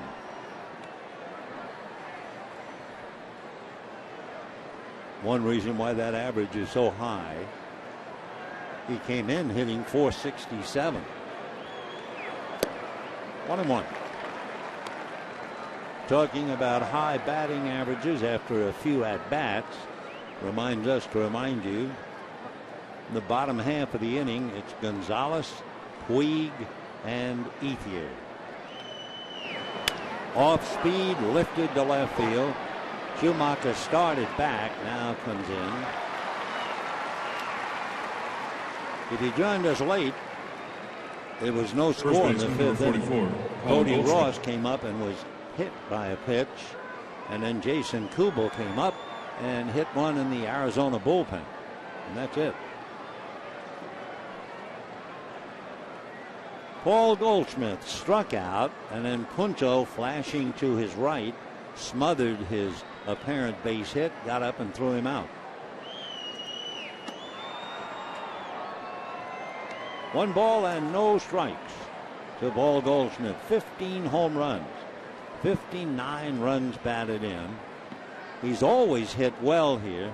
Last time we checked, he was hitting .380 with 4 home runs in Dodger Stadium. This year, he's hitting about .250 at home and around .360 on the road. In fact, if we bring his average in his career to date, he's hitting .357 at Dodger Stadium. He has been tremendous with runners in scoring position. Carlos Beltran, Freddie Freeman, and then Paul Goldschmidt. 1-2 in the dirt. For Goldschmidt, he got everybody's attention as soon as we turned the corner into June. In the first 8 days of June, he had at least 1 RBI in all 8 games, knocking in 17 in the 8 games. Luis Gonzalez did the same thing quite a while ago. Fouled away.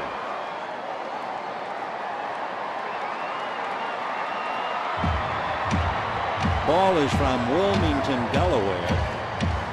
As we told you, he was originally drafted by the Dodgers, but he passed on and went to Texas State, stay amateur, and then eventually signed with the D-backs just 4 years ago. Foul ball. We've told the story before. He didn't want to play baseball. He loved soccer. And his mom said, look, appease your father. Go to 1 tryout, and if you don't like it, that's that. 1 practice, he fell in love with it. 3-2 to Paul Goldschmidt.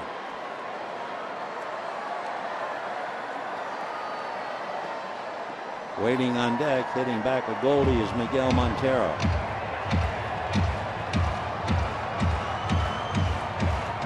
Goldschmidt was 1 for 3, now 1 for 5 against Frankie. Times a breaking ball, hits it to Uribe, and that's that. A 1-2-3 inning, and we go to the bottom of the 6th. Gonzalez, Puig, and Ethier, 2-0 Arizona.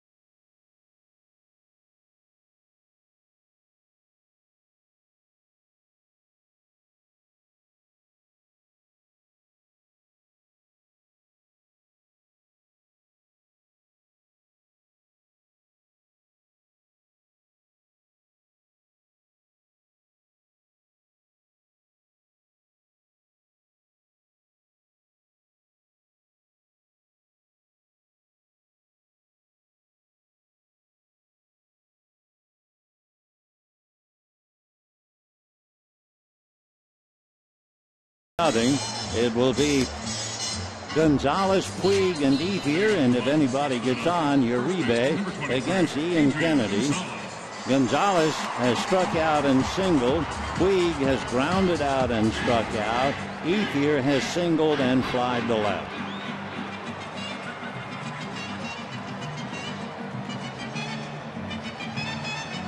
Two runs, 2 hits for Arizona. No runs, 3 hits for the Dodgers. Greinke and Kennedy putting on a tough pitching duel. Last night we had Miley and Kershaw, and tomorrow night Ryu and Corbin. Remember, Patrick Corbin, 9 wins and no losses. That's fouled away. Adrian checking the bat. Didn't like the sound. No balls, 1 strike.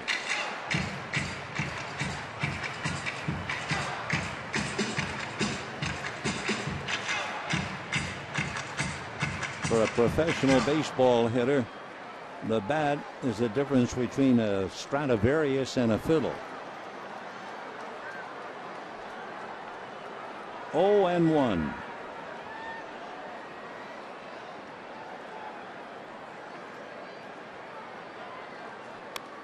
Oh, 2. Adrian a little unhappy with himself, with his swing. He keeps shaking his head. You can see him showing his displeasure. Maybe that last pitch he felt he should have been able to drive. 0-2. And lifted into shallow left center. In fact, it's Gregorius, and Didi makes the play. Right fielder, number 66. So 1 out, Yasiel and Puig. here comes Puig. Kennedy is certainly a far cry from the pitcher who took the mound against St. Louis. In that game against the Cardinals, Kennedy went 4 innings, and are you ready? He allowed 13 hits and 10 earned runs, along with 3 home runs. And ball 1 to Puig. Looks like he's talking to himself a little bit. The game will do that to you. Off speed, slides in nicely. That was only 77. Good changeup. 1-1. Fastball, grounded, foul.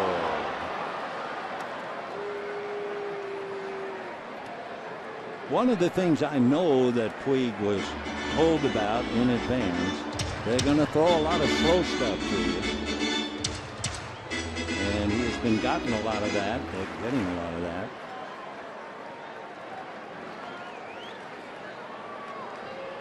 One and two.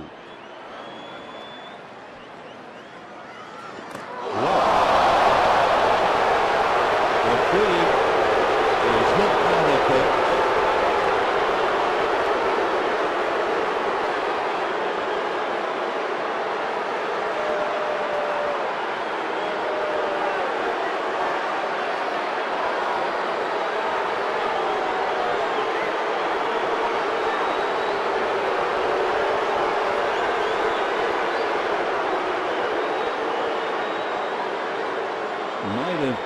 Watching what they're doing, it might have hit his nose.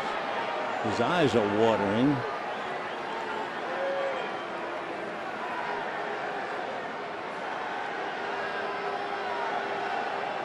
Well, the towel will tell us.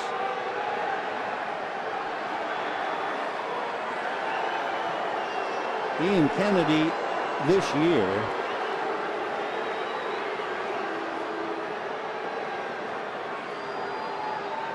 wow, he has been a little wild. He's hit 7 batters.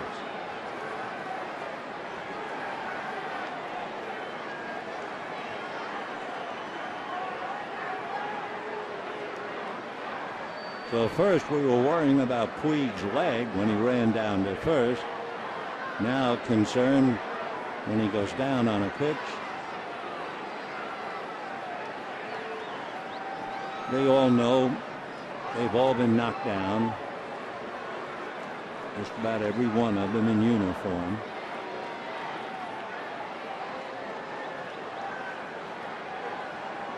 Sue Falzone, the Dodgers head trainer. They were asking Puig a couple of questions. I guess he understood. It certainly has to do with his nose.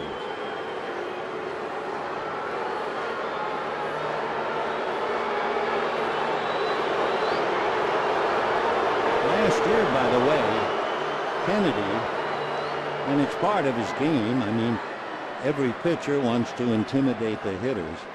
He's hit 7 this year. Last year, he led the National League. He hit 14. So Bloomquist and the other members of the infield, along with Montero, waiting until Puig is finally assisted. Here's the pitch, up and in. And it certainly looks like he hit him in the face, mostly the nose.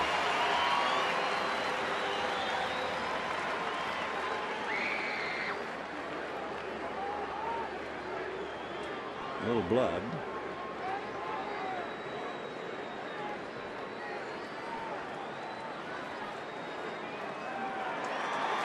Well, the crowd sees him put the helmet on, and he goes to first.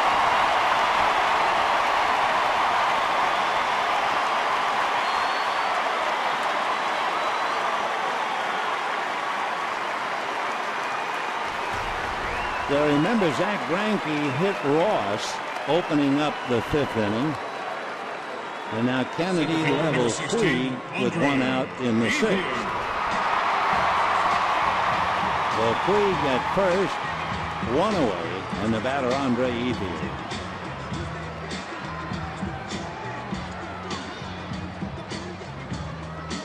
Kennedy has been so effective tonight.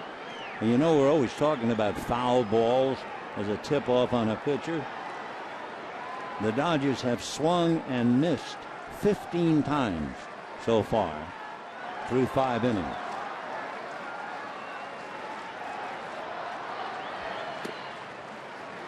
Ball 1.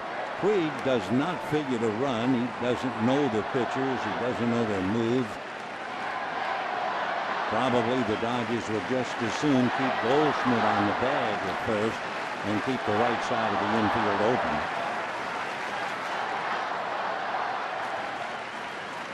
One ball, no strike. And ball two.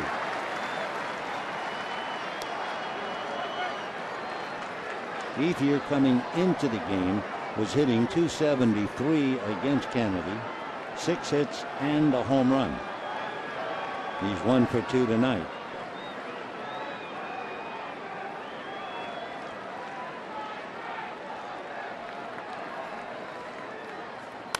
And pop foul, out of play. No chance for Montero. 2-1. 2 runs, 2 hits for Arizona. They had a single by Parra to open up the game. And then Zach Greinke retired the next 12 in a row, only to hit Ross and have Kubel follow with a home run. And that's it. Now with 1 out, Puig is hit. And Ethier up there, 2 balls, 1 strike.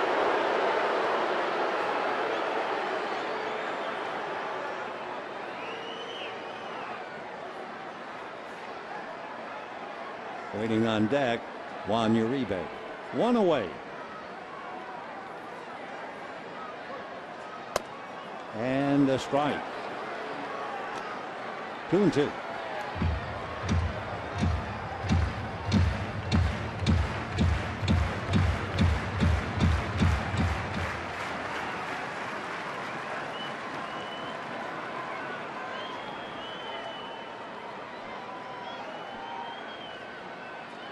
Fastball and a high fly ball to right field. Ross to the track at the wall. Gone.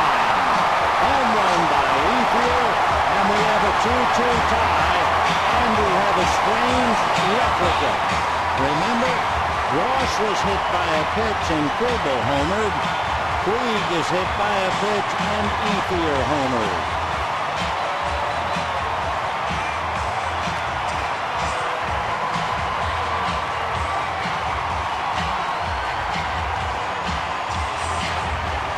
We have a 2-2 tie in the 6th inning. And Juan Uribe coming up as Ethier gets 5. For Kennedy, that would be the 13th home run that he has given up this year. A strike to Uribe. May the 21st was the day when Ethier hit a home run against Milwaukee. Well, he's gone 64 at bat. Line drive to center, and here comes Parra, who's always Superman against the Dodgers. I'm not sure how he plays against anybody else, but he is truly remarkable when he puts on the uniform against the Dodgers. Here's Ethier's swing. He got enough and deposits it in the right field pavilion. But it is strange in some respect. 2 home runs tonight, following 2 hit batters.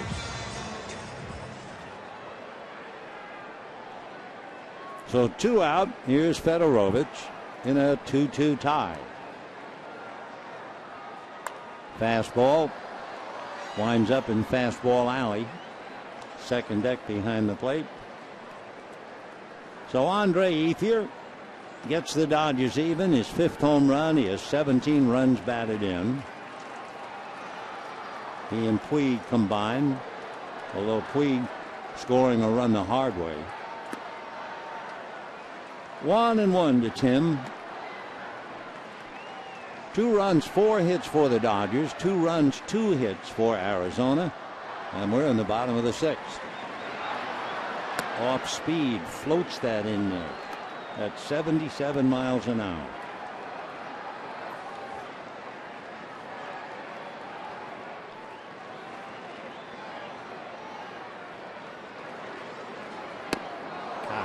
And that looked like another changeup, and Tim was out in front of it.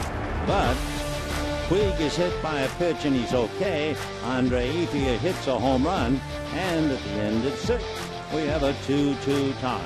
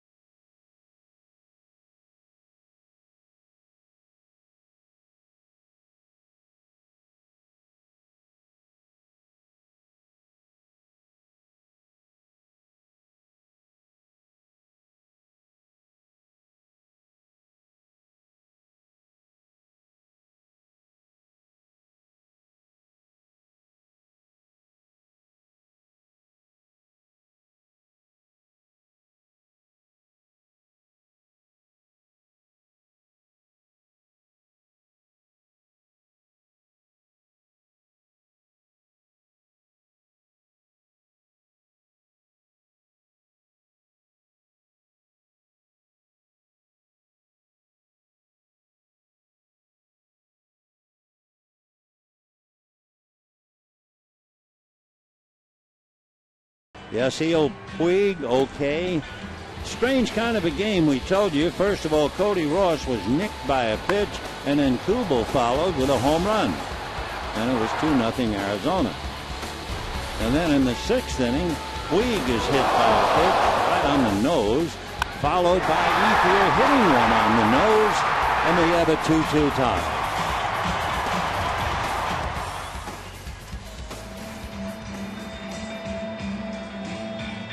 Two runs, 2 hits for Arizona, 2 runs, 4 hits for the Dodgers.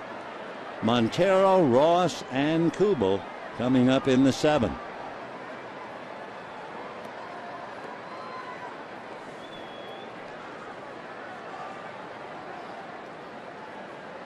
Montero was 4 for 9 coming into the game with a home run against Greinke. 1 ball and no strikes. Montero fouled out to Uribe and struck out.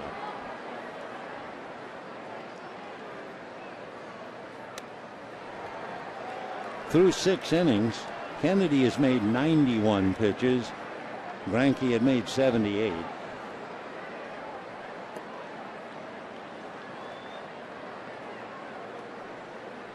Two balls, no strikes. Tried to hold up, couldn't do it. 2-1.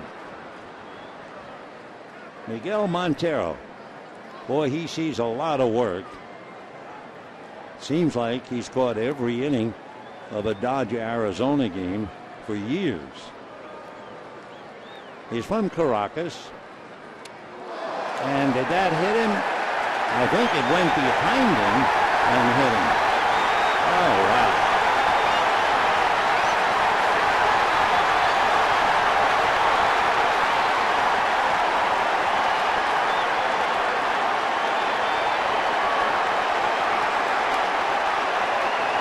That's Brian Gorman, the senior umpire. Here come the bullpen contingents.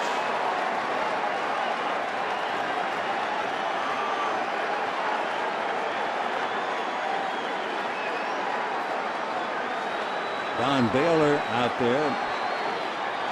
Ian Kennedy. That's Kirk Gibson, who is really ticked off. Chicken.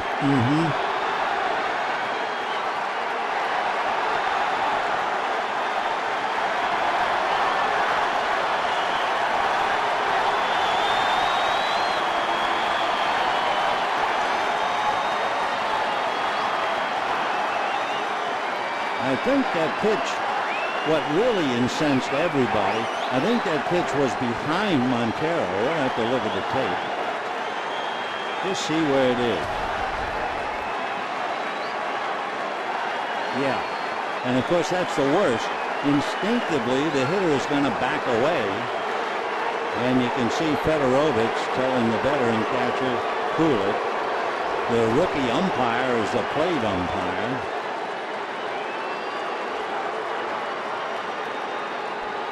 All right, all things reasonably quiet. The pens go back. Right fielder, Federowicz. Well, Montero hit by a pitch. For Montero, that would be the 2nd time that he's been hit by a pitch this year. I think it was the location more than anything else. Pitch behind you. All right. Peace has been restored for the moment, and here's Cody Ross. We've had 3 hit batters. Ross was hit, Kubel homered, Puig was hit, Ethier homered, and a slider for a strike. 0-1. Gerardo Parra, he got into it when he hit a big home run. Remember against, he had been hit by Hung-Chi Kuo, I think. Then he hit a home run, stood there and admired the home run, and Kershaw was screaming at him. That's a strike, 0-2. Clayton faced Parra last night. Parra went 1 for 2, a walk, a double, and grounded out against Kershaw. 0-2 to Ross. Now back. 2 runs, 4 hits for the Dodgers. 2 runs, 2 hits for Arizona. 2-run home run by Kubel. 2-run home run by Ethier.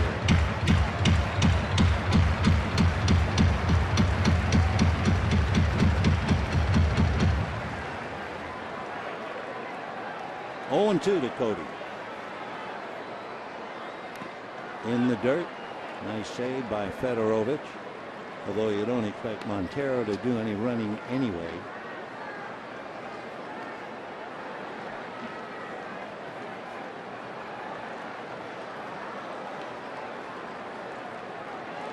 Two-two. We're in the 7th.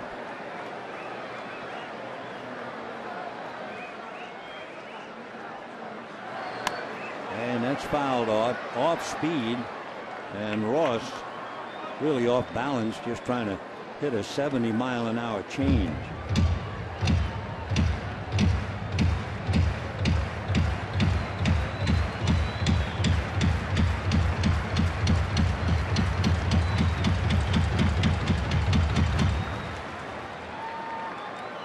Montero at first in a 2-2 tie.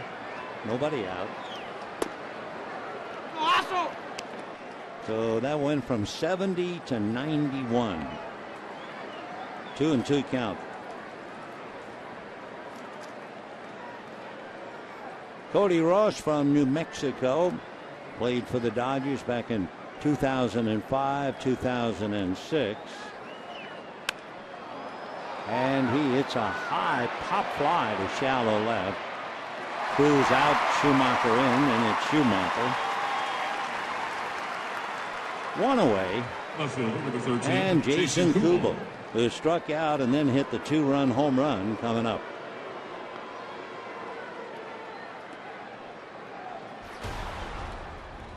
Take a look at it. He got a fastball up out over the plate, no doubt about it, into the Arizona bullpen.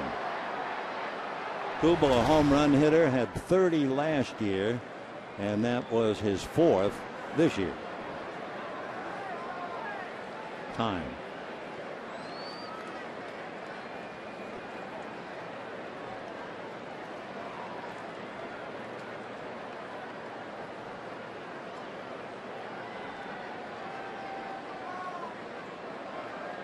And there's something wrong, so Federowicz and Greinke putting their heads together. Of course, usually A.J. Ellis is catching, until he got hurt.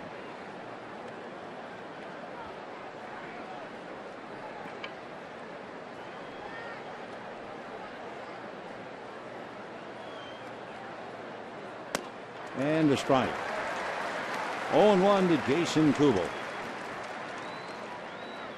We mentioned it last night, maybe you missed it. He hit for the cycle against the Angels 3 years ago, but he did it the hard way. He needed a home run last at bat, and he hit a grand slam home run. Not only for the cycle, it won the game. 0-1. Whoop. 1-1.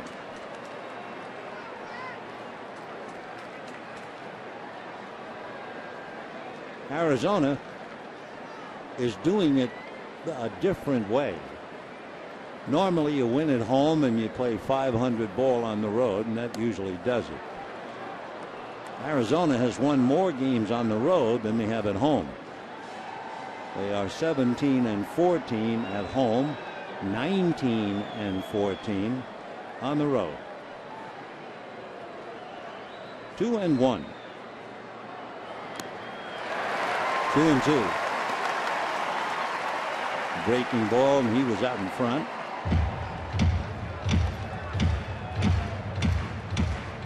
Greinke gave a single to leadoff man Gerardo Parra in the very first inning, and then he gave up the home run to Kubel with a man aboard in the 5th. 2-2. Breaking ball, foul ball, no play.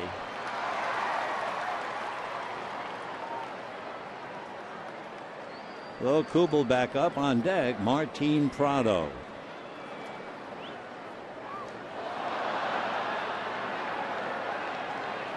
Dodgers seriously hurt by two teams, Arizona and San Francisco. They are 2-11. 1-6 with Arizona, 1-5 with the Giants. And just off the plate. 3-2, 1 out. Kubel has grounded into 3 double plays. He has struck out 35 times, just figuring whether they would run Montero. He's not going. And it is ball 4. So a hit batter and a walk. And with 1 out, the batter is Martin Prado. Fly to right and grounded to second.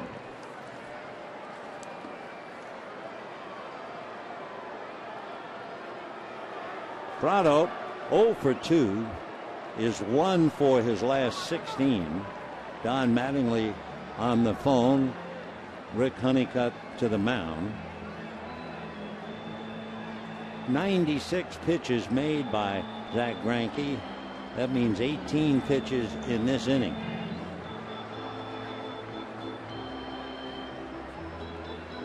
Martin Prado, the veteran third baseman waiting on deck from Maracay in Venezuela, hit 15 home runs for the Braves back in 2010.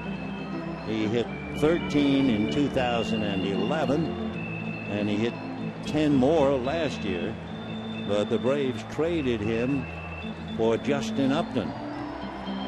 Down in the Dodger bullpen, Paco Rodriguez begins to loosen up because Didi Gregorius, the left-hand hitting shortstop, is on deck. Brad Ziegler is up in the Arizona pen. We're in the 7th in a 2-2 tie. So here's Prado, 0 for 2, and a strike. Martin, 30 years old, come October, signed by the Braves in 2001. He has been struggling with runners in scoring position this year. Ground ball to third, Uribe down to second, back to first, double play. So Prado was hitting only 150 with runners in scoring position, and he bangs into the double play. And we go to the bottom of the 7th, all tied up 2-2.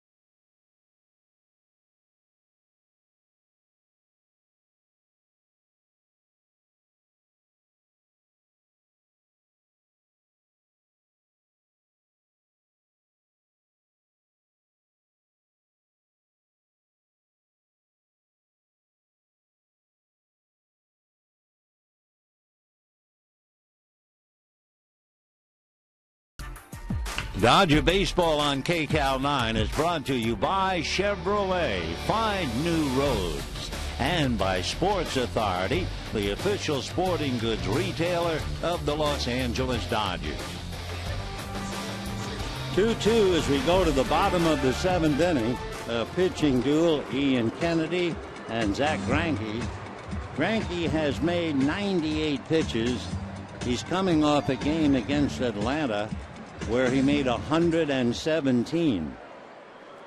Ian Kennedy ready to pitch to Cruz. And ball one.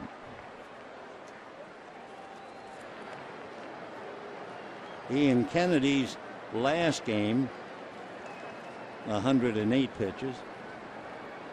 1 ball, no strikes. Fastball popped up. Goldschmidt. 1 away.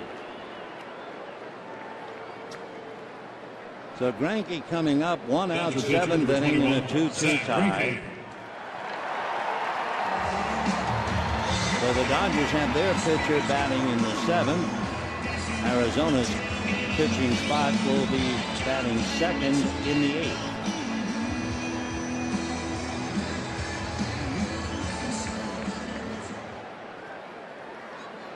Greinke a good hitter, but he has grounded out and popped a bunt up. And he was hit. And I think Kennedy's thrown out of the game. Wow. Holy mackerel.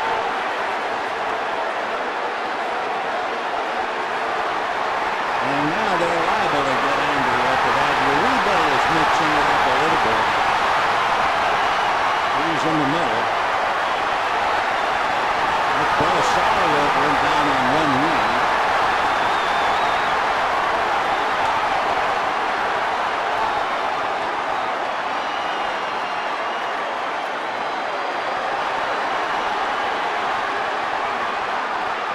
Don Mattingly being restrained by Matt Williams, and Mattingly grabbed somebody and threw him down on the ground.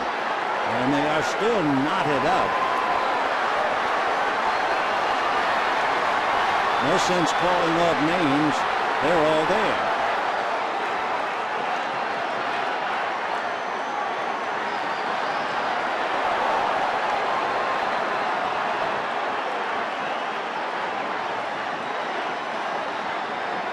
Ward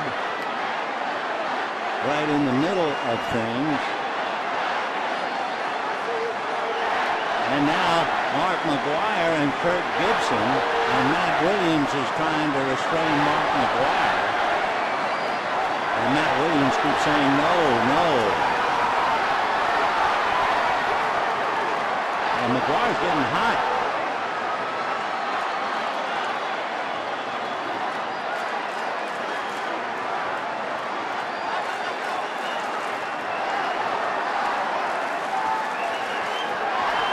Skip Schumacher with his hat off. Don Baylor is right in the middle of things. And they're pushing Don away.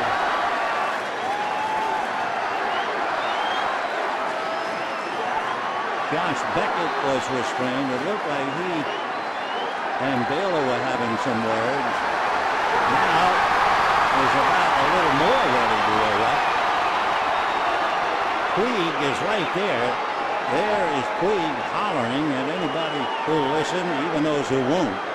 Remember, he was hit in the nose earlier.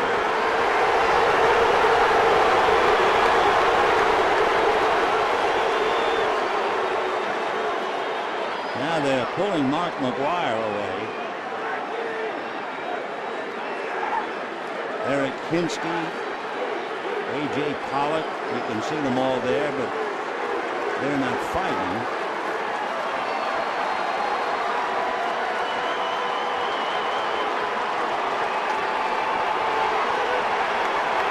Turner Ward, he's number 15. He was very much in the middle. Now Williams kind of slapped Cruz on the back as if say, okay, get over it, let's calm down. But Ian Kennedy, I know, is thrown out of the game. He hits Greinke right on the helmet. Gibby and Trammell and the pitching coach, Charles Nagy, the decision now, okay, who do we bring in to replace Kennedy?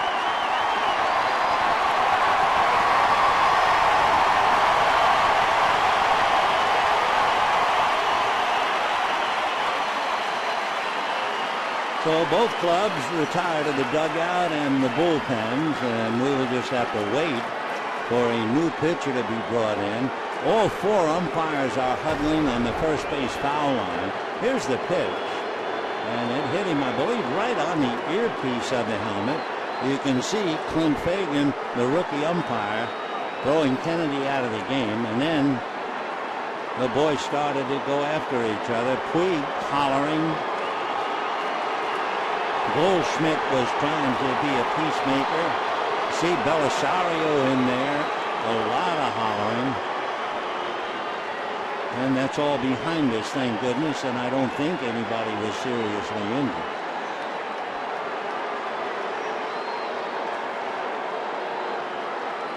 Here's Miguel Montero looking at Greinke as he gets in. Not that that means anything. And then he gets hit. And meanwhile, Montero and Greinke have a little discussion. Remember, Montero was hit opening the 7th inning. But Montero was pretty calm about it, even though the pitch, remember, was behind him. So Greinke with Trey Hillman, and then, of course, everything started. The pushing and the shoving. That's Belisario wearing the windbreaker, and he's going to go down on one knee with all the pushing, the shoving, the grabbing, the tugging, and there he goes. But that Ward, Turner Ward, number 15, you talk about being in the middle. They almost draped him over the railing. I'm not sure who's underneath Ward. I mean, it's just a mess down there.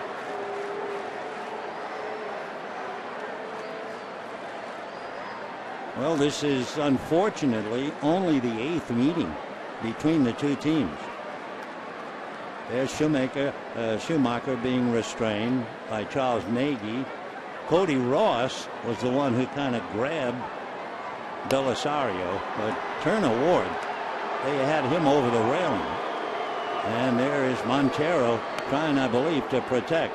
And then all of a sudden the coaches got into an argument. Kenley Jansen trying to restrain McGuire, and McGuire got hot, and then he and Matt Williams were kind of pushing. It looked like Williams was trying to restrain McGuire. Yeah, there's Matt. There's some angry, big, strong men down there. Boy, McGuire is really dangerous. He's so angry. And Matt Williams trying to calm him down. All right, now what the umpires have to do is straighten it all out. Brad Ziegler is being called in. Miguel Montero back to work. Greinke, who was hit on the helmet, will go to first. And Brad Ziegler, wouldn't you know, with all of this, you get a sidearm. Well, that's the business. Brad Ziegler, a big man, he's 6'4", 210, and throws by way of third base. He's out of Pratt, Kansas, went to Southwest Missouri State. He was converted to this style of pitching by the A's. Phillies drafted him, and he wound up with the A's in 2008. All right, the umpires have met, but they will have a long meeting after the game, and then they will file a report. And the names and what they're going to do about the report. The only thing we do know that Ian Kennedy was immediately kicked out of the game.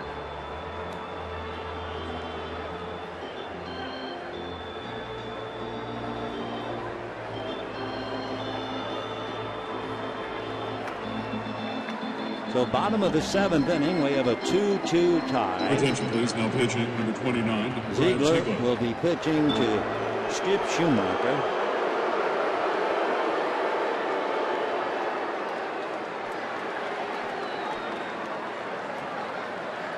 Now batting left fielder number 3. Skip Mattingly Schumacher. in the dugout talking to Adrian Gonzalez. Kirk Gibson, I assume, is still in the Arizona dugout. Schumacher has flied to center, grounded to third, and walked. And a roller to the hole. Nice pick and play to get a force. From Bloomquist to Gregorius. Greinke did his best to make sure there'd be no return throw to first. So the force play 4 saves. Crowd applauding Greinke as he goes back to the dugout. Legitimate slide. Gregorius doing well to straddle him and at the same time stay out of his way. So we have 2 down. Schumacher at first. For one reason or another, I don't see Kirk in the Arizona dugout. I didn't see any sign of ejection except when the plate umpire chased Ian Kennedy. And that's going to go down the left field line. A diving catch. Oh, what a wonderful play by Jason Kubel to take an extra base hit and maybe an RBI away from Punto.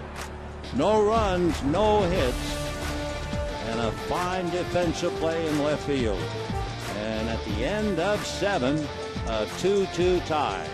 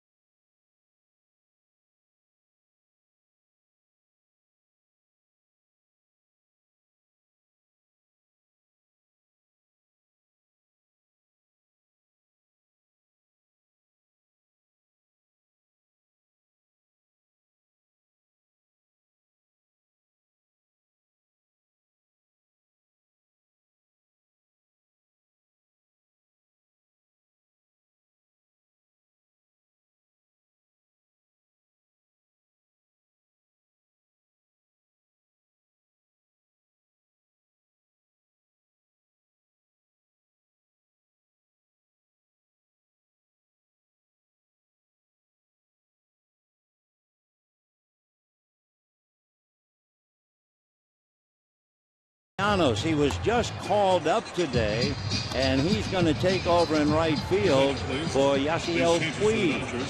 I didn't think Puig was kicked out of the game. Greinke has been lifted for J.P. Howell.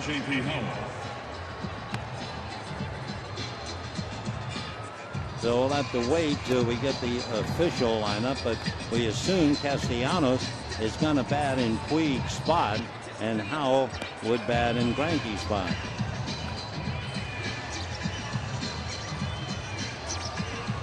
We're in the 8th inning of a 2-2 tie. Mark Ellis says something to Greinke, who smiles and then on his way back to the dressing room. I don't know about Puig. Don't see him. Leading off the 8th inning, shortstop number 1, Didi Gregorius. So Didi Gregorius, followed by A.J. Pollock, who will bat in Kennedy's spot. Actually, it was occupied by Ziegler.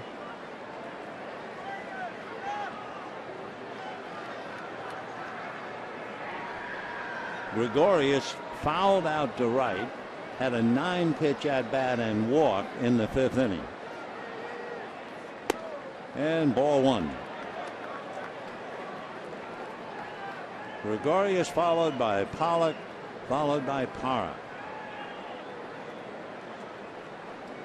2-2 in the 8th.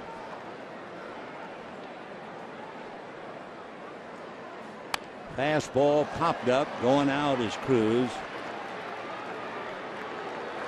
One away in the 8th inning in a 2-2 tie. Now A.J. Pollock coming up. Pollock led off last night, went 0 for 5. Flied to right, flied to left, grounded to short, struck out, and popped up.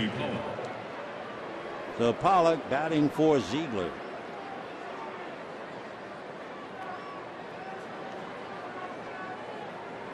Ziegler made 2 pitches and was fortunate on that diving catch by Jason Kubel in left field. Kennedy made 94 pitches before being kicked out of the game. Line drive, base hit down the line. Schumacher a long way to go to get to the ball, and Pollock, who runs well, is into second base, standing with a double.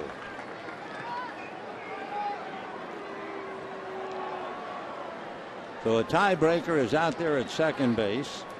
Center fielder, number 8. And now you have Gerardo Parra and Willie Bloomquist. So A.J. Pollock, the pride of Notre Dame, comes off the bench to double. Down in the Dodger bullpen, Matt Guerrier begins to warm up. And here is Parra.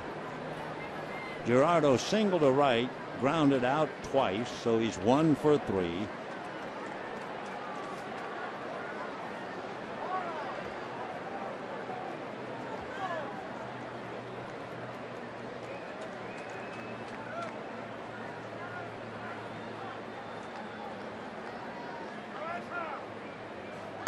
Big breaking ball that stayed inside. Parra, being a left-handed batter, has not batted against Howell before.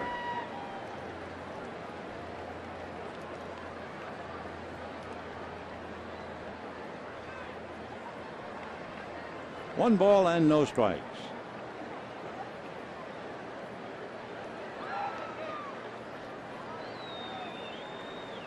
Two runs, 3 hits for Arizona. 2 runs, 4 hits for the Dodgers. A 2-run home run by Kubel. A 2-run home run by Ethier. But more importantly, the batter preceding the home run hitters hit by pitch. No play. Montero was hit by a pitch behind him, the most dangerous of all. Puig was hit on the nose. And then Greinke was hit on the helmet, on the earpiece. In the pen for Arizona, David Hernandez begins to warm up. 1 ball, no strikes. Good breaking ball. 1 ball, 1 strike.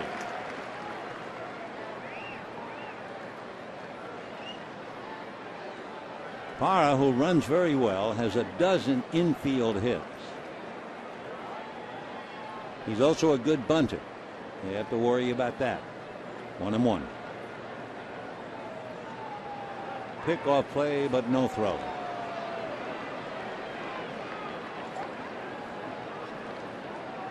James Philip Howell by name, out of Modesto in Sacramento.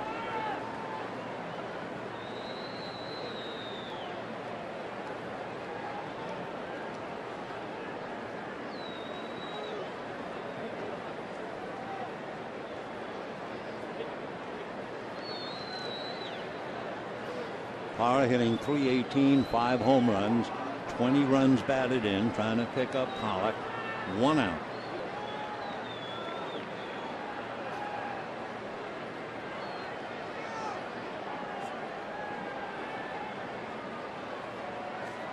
Another curveball, but this one stayed inside.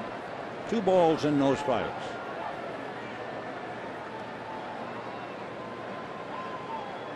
Waiting on deck, Willie Bloomquist.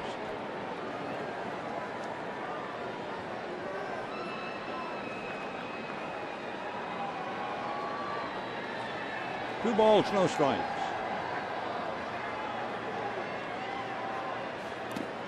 Hard breaking ball, missed, and he's behind now, 3-0.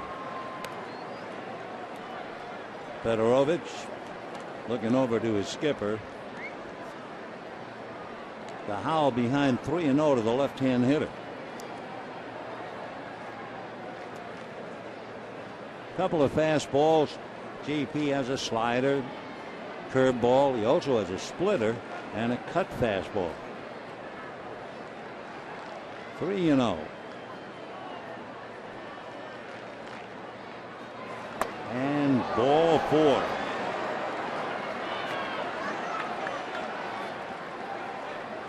So Howell unable to get the left-hand batter. Now he'll face Willie Bloomquist. Second baseman, Willie Bloomquist. We have a moment. Remember, we asked the question, how many former most valuable players have gone on to win Manager of the Year since the award was established in 1983?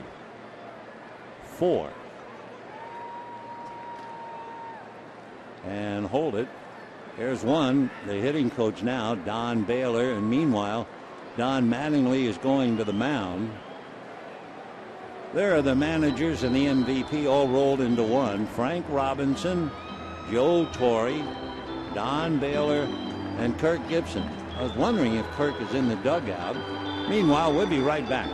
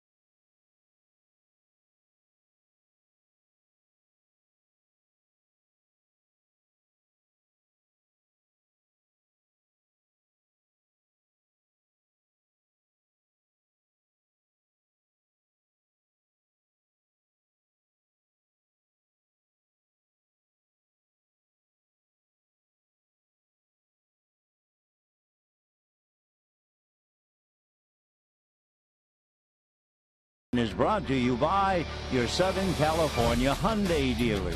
Come test drive the sleek, stylish Hyundai Sonata today. By Jack in the Box. Satisfy your late night cravings and make a late night foodie call at Jack in the Box. And by SoCal Dodge dealers and the Dodge Dart. Dodge, new rules. Arizona has runners at first and second, 1 out. Willie Bloomquist facing Matt Guerrier. And the first pitch up, ball 1. Matt Guerrier against Bloomquist. Willie is 3 for 11. That would be a .273 batting average. 2 on, Pollock and Parr. Ground ball to the hole, base hit. Here comes Pollock. He will score without a throw. And Arizona takes a 3-2 lead. I keep looking in the Arizona dugout. I don't see Kirk Gibson. I see Alan Trammell, Charles Nagy, Don Baylor. So I'm not sure where the skipper is. I just hope he's okay. Meanwhile, Bloomquist, who had a key base hit last night in the 9th inning, a single to center, now gets another key base hit to left and a run batted in. One of the things that we were talking about the other night about Arizona, they score runs and they score late in the game, and they've certainly lived up to that. So 3-2 Arizona. Goldschmidt struck out, robbed of a hit by Punto, and grounded to third. Goldschmidt's career at Dodger Stadium, he's hitting .361. That's a strike. And in that great career, 6 home runs in 61 at-bats. Paul Goldschmidt up there to really hurt with 2 on, 1 out, and Arizona leading by 1.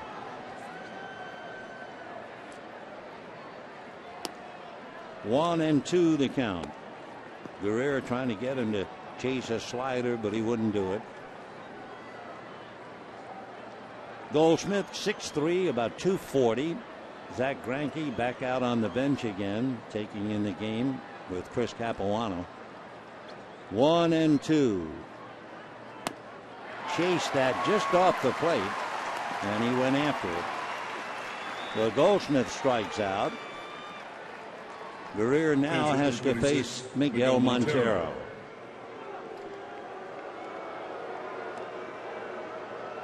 We are checking a list of ejected players or coaches. We understand Mark McGwire and Yasiel Puig were both chased from the Dodger bench. 3 members of the Arizona club have been ejected. That would be Ian Kennedy, of course, who was thrown out immediately when he hit Greinke on the helmet. Turner Ward, who was really in the thick of things, and Kirk Gibson, for what I'm sure is what he said. It wasn't like Gibby was throwing punches, but he was hollering a lot of chicken stuff and otherwise. Breaking ball misses. 2-0 the count to Miguel Montero. Fouled out, struck out, and then wasn't just being hit by a pitch, it was a pitch thrown behind him. And he restrained himself very well. 2-0. That's a strike. 2-1. When the Dodgers come up in the 8th inning, they have Gonzalez and then Castellanos, who is just called up, and then Ethier. So Alex is in quite a spot, suddenly filling in for a phenom. 2-1. And a fly ball to right. Castellanos makes the catch. So Montero flies to right, but not before Arizona gets a run on 2 hits. And we're going to the bottom of the 8th. 3-2 D-backs.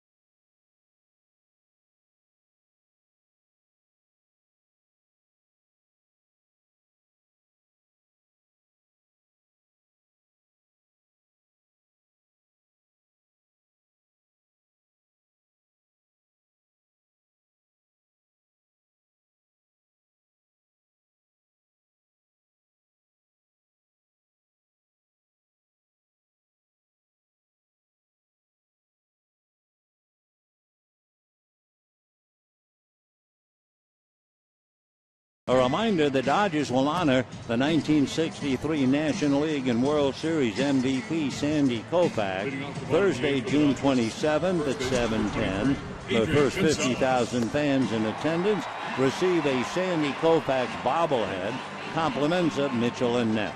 For tickets, visit Dodgers.com/promotion. Bottom of the 8th inning. 3-2 in favor of Arizona, trying to beat the Dodgers for the 6th time at Dodger Stadium. They would have a record of 7-1 against them this year. Big David Hernandez, he's 6'3", 230, out of Sacramento, lives up there in Elk Grove. Went to Cosumne River Junior College. He was drafted 3 times before he began his career. The Rockies wanted him, the D-backs wanted him, the Orioles wanted him, and the 4th time was the charm. And here he is pitching to Adrian Gonzalez. Ball 1. Gonzalez struck out, single to right, and popped up.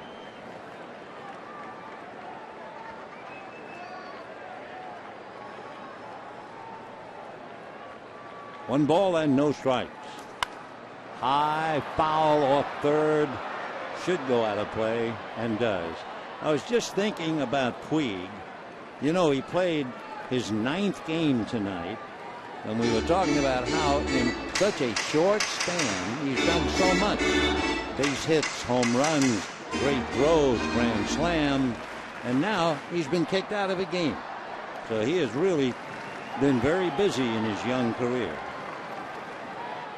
1-1. Ball 2. It's been Greinke, Howell, and Guerrier, Kennedy, Ziegler, and Hernandez.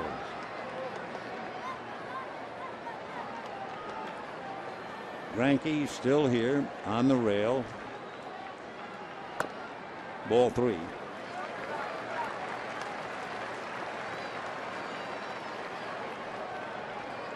Gonzalez struck out, single to right, popped to short.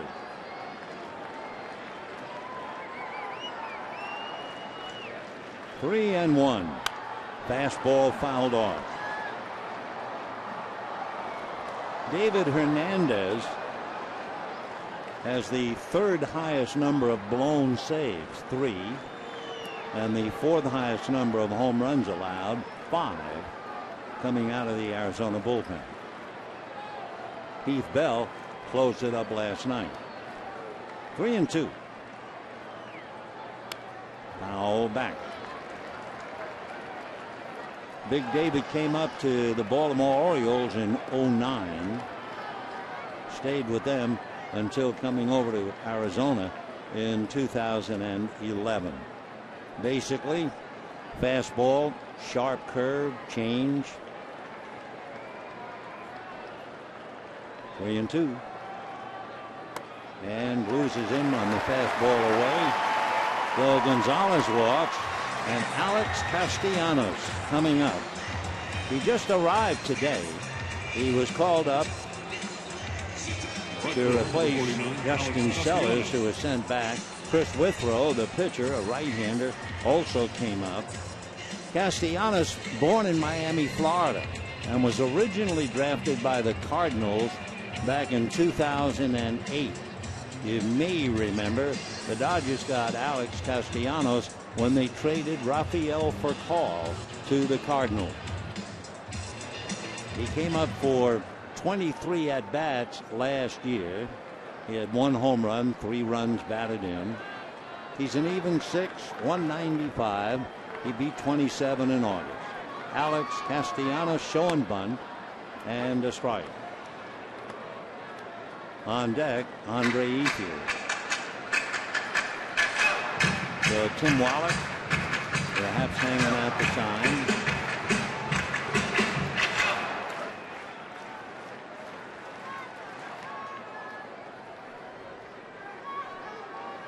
Adrian Gonzalez is a tough guy to have at first, representing the tying run.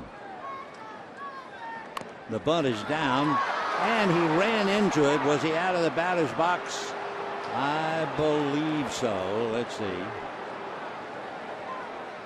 Yep, looks that way. So it's a painful way. He bunts, and then he runs, and then he gets hit by his own batted ball.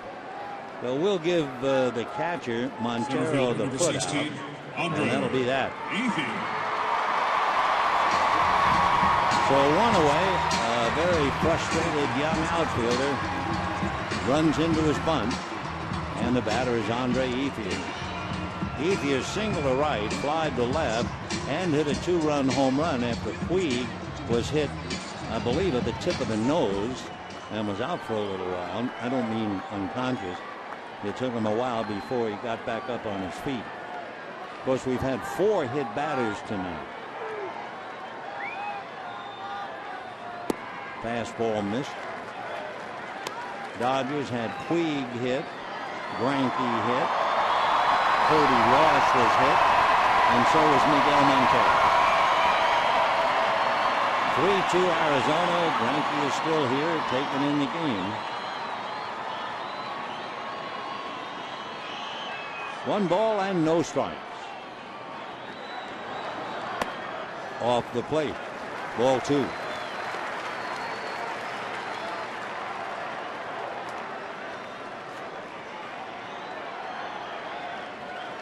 Hernandez with a good ERA, 2.6, but he has allowed those 5 home runs.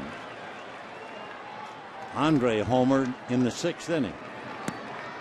And that got away from Montero, but again, as we mentioned, Adrian Gonzalez is a tough man to represent the tying run. I mean, he basically is a station-to-station runner.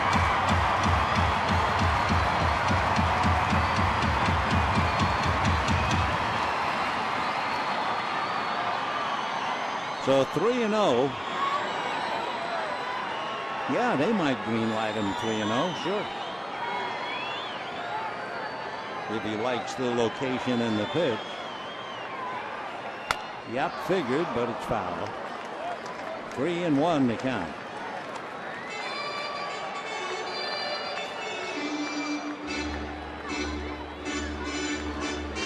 David Hernandez going up against Andre Ethier. Ethier is 1 for 5 against him in the past.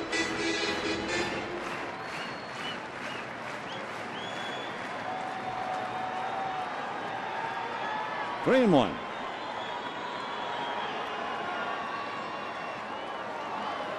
And the fastball misses away for ball 4.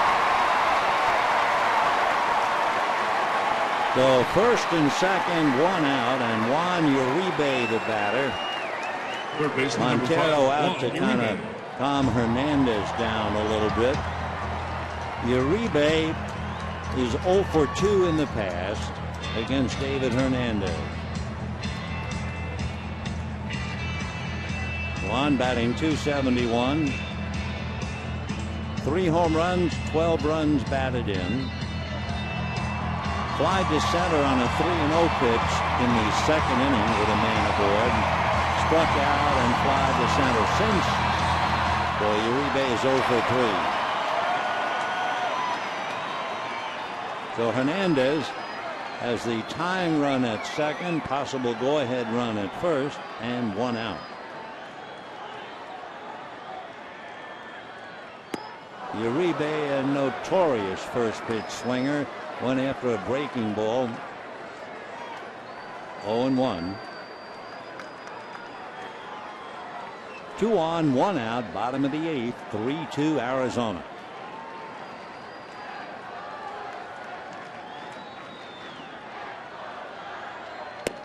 Looked like a slider down and away, no swing.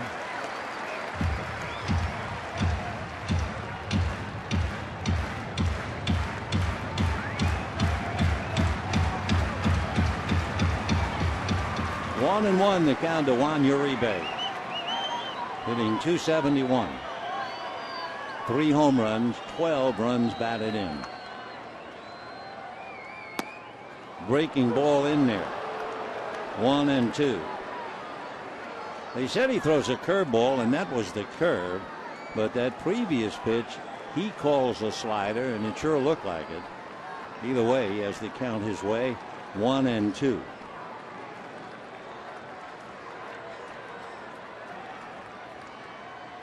And line foul down the line. Foul from the moment it left the plate. Still 1-2 to Juan Uribe.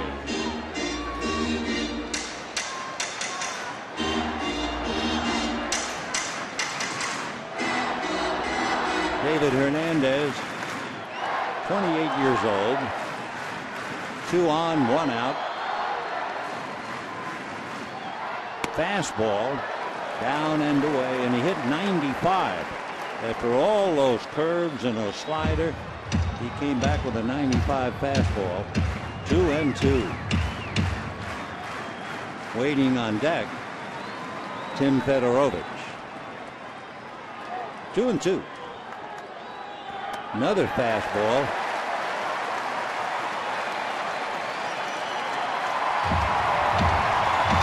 So a full count to Juan Uribe.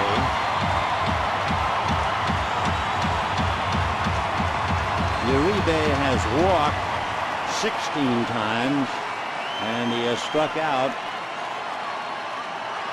24 times.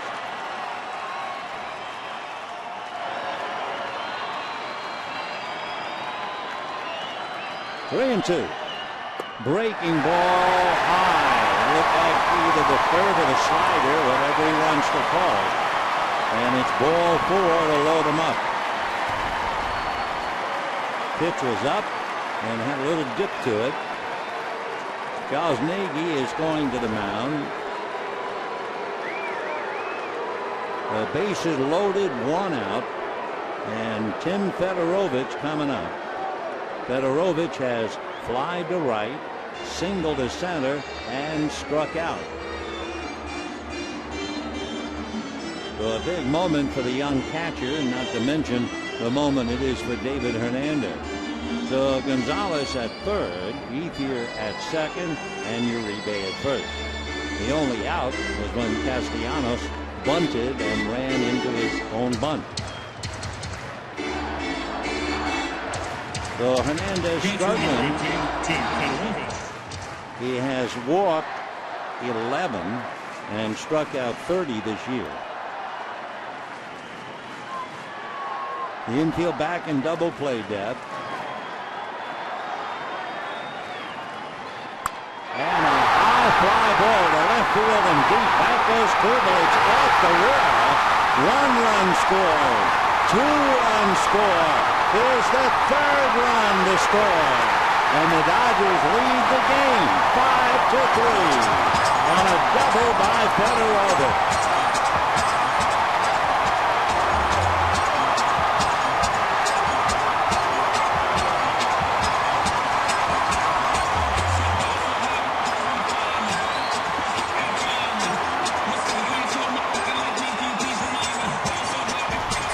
Tim Federowicz hits the base of the left field wall and hit it hard, playing it off the scoreboard. Kubel got it back, but all the 3 runners scored.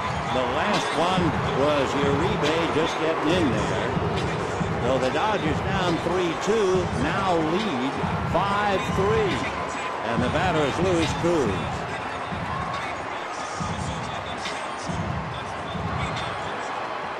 Matt Guerrier, who could very well be the winning pitcher, goes over to shake a hand to Uribe. Cruz takes a strike, 0-1. Kenley Jansen gets up in the bullpen, and he'll be asked to close. We told you that Hernandez had problems in relief. Slider misses. This could be a 4th blown save. The control got the best of him, walking 3 and then the double to Fernandez. So Greinke sitting and watching as Cruz swings and misses. Mark Ellis comes out of the Dodger dugout. He's on deck. When the Diamondbacks bat in the 9th, they have Cody Ross, Jason Kubel, and Martin Prado. If anybody gets on, Didi Gregorius. Fastball. 2-2. So David struggling with his control. He walked Ethier. He walked Gonzalez. He walked Uribe. And then Federowicz put the slug on him. 2 balls, 2 strikes. Foul back.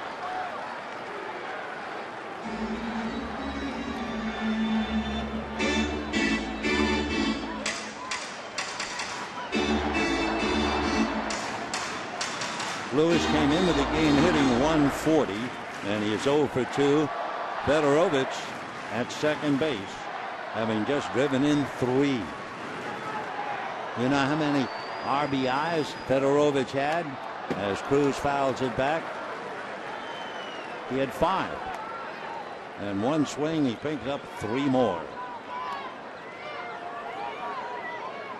Juan Uribe had the walk to load the bases after Gonzalez and Ethier had walked. 2-2 the count. Fastball lifted, shallow right. Cody Ross is there. That's the second out. Federowicz had nowhere to go.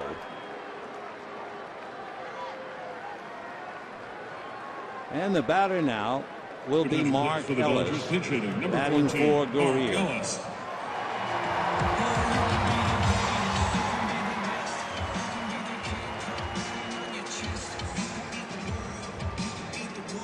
Mark Ellis hitting .272 with 3 home runs, 16 runs batted in. Mark played last night, and he had 2 singles and a home run.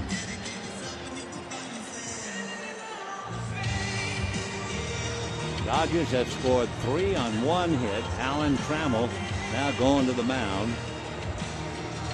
Mark Ellis walks away from home plate. And let's see, Trammell takes the ball. And a downcast David Hernandez has the lead. And we'll be back. Hey, Dodger fans, use your MasterCard card at any Dodger Stadium.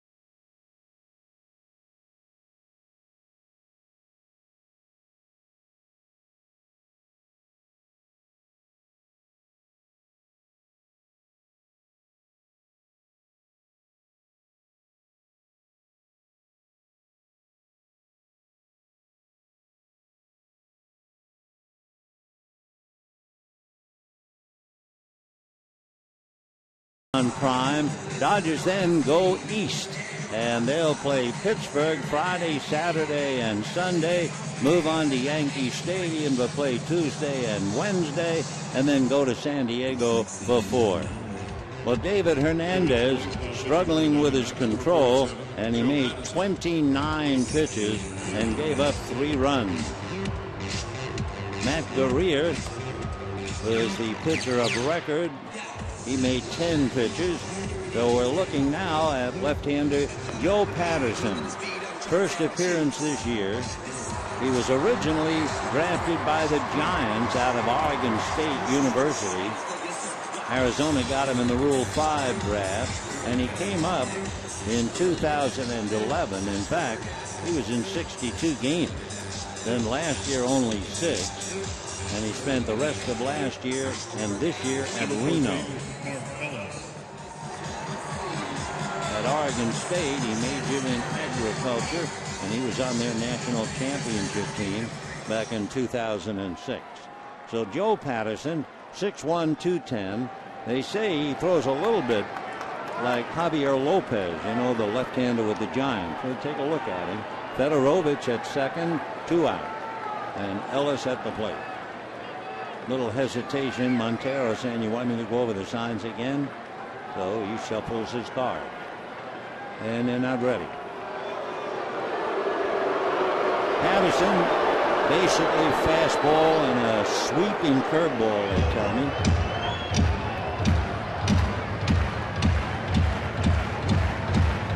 Severe cross-body delivery, low arm slot. I'm sure he gives left-handers a very tough look, but he's looking at a right-hander right now in Mark Ellis. Wow! Well, welcome to the club. We've had 5 hit batters as Patterson nails the pinch hitter.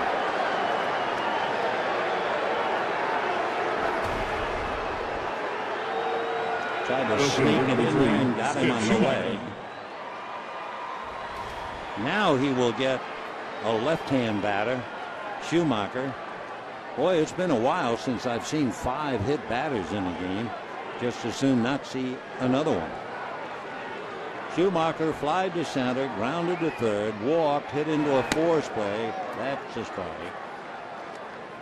0-1. Looking for a hit. Remember, he has a 15-game hitting streak on the line. David Freese of the Cardinals has hit safely in 20. Big breaking ball. 1 ball and 1 strike. That big curveball came up there at 73. Took a while.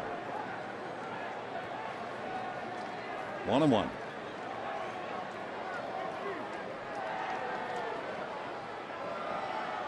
And fastball in there. That was 84. 1-2 to Schumacher. Leading off, playing left field. Federowicz at second, Ellis at first. 1-2. Snake that fastball in on the hands. Schumacher fighting it off. It was 84. 1-2.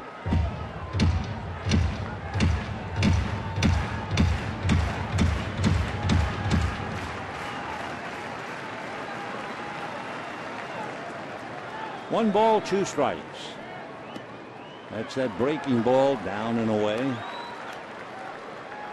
So deuces wild. 2 balls, 2 strikes, 2 out, 2 on. Dodgers lead by 2, 5-3. Tomorrow night, Ryu and Corbin.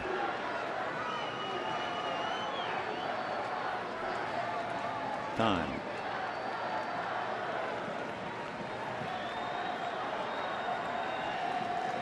Schumacher hitting .274. Breaking ball, that's that sidearm curve, and down he goes. However, Tim Federowicz comes up with the bases loaded and hits one over Kubel's head, and all 3 runs score, and we go to the 9th, 5-3 Dodgers.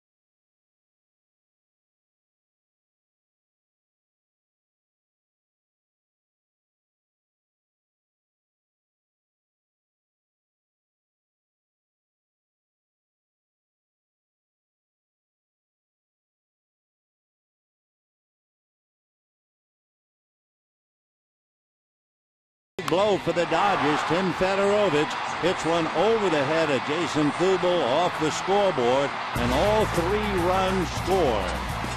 And the Dodgers turn it around from 3-2 Arizona to 5-3 Dodgers. Now Federowicz with the role of the hero, at least for the moment. And the Dodgers, meanwhile, move Nick Punto from second base to short. They bring Mark Ellis, who pinch hit and was hit by the pitch, to take over at second base. And Kenley Jansen is asked to close up shop. Jansen made 13 pitches last night to retire the side in the 8th inning. ERA of 2.5. Psychologically, I'm sure there is a tremendous difference between being the setup man and the closer. We'll see how it affects Jansen. Cody Ross popped up, hit by a pitch, fly to left.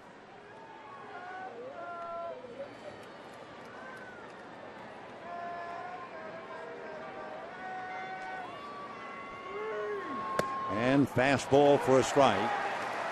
Kenley says hello with a 94 fastball.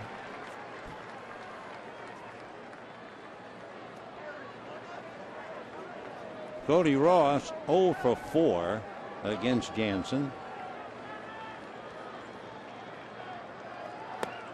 0-2. Ross faced him in the 8th inning last night and he popped up, so he's now 0 for 5.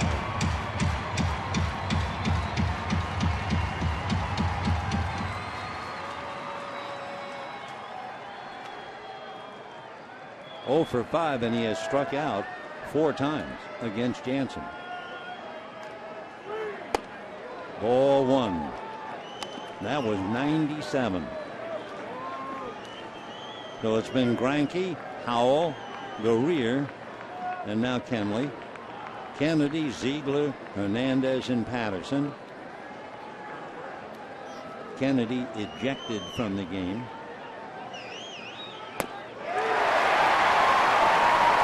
Well, Kenley strikes out Ross 5 times in 6 at-bats, and you have 1 away in the 9th inning.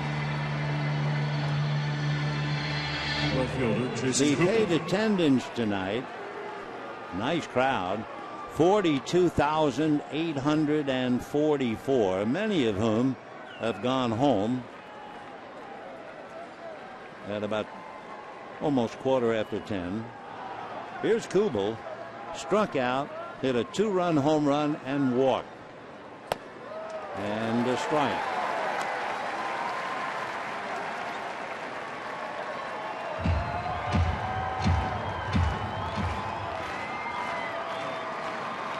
Diamondbacks got some bad news tonight about their left-hander Matt Reynolds.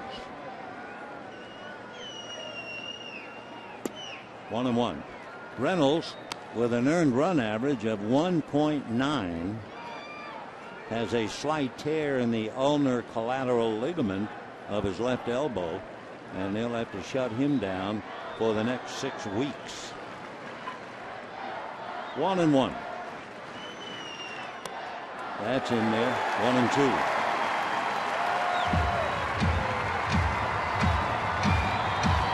So Kenley trying to close up shot.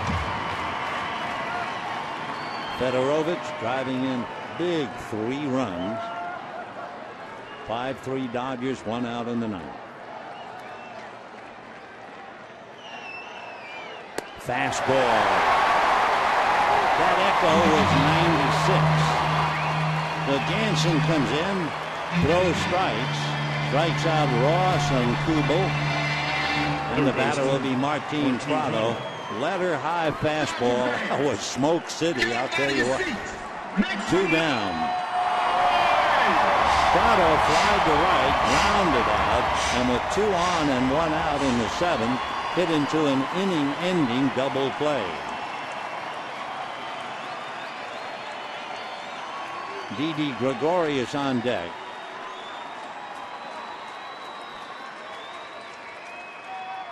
Fastball. Well, he's zeroed in. That's 94.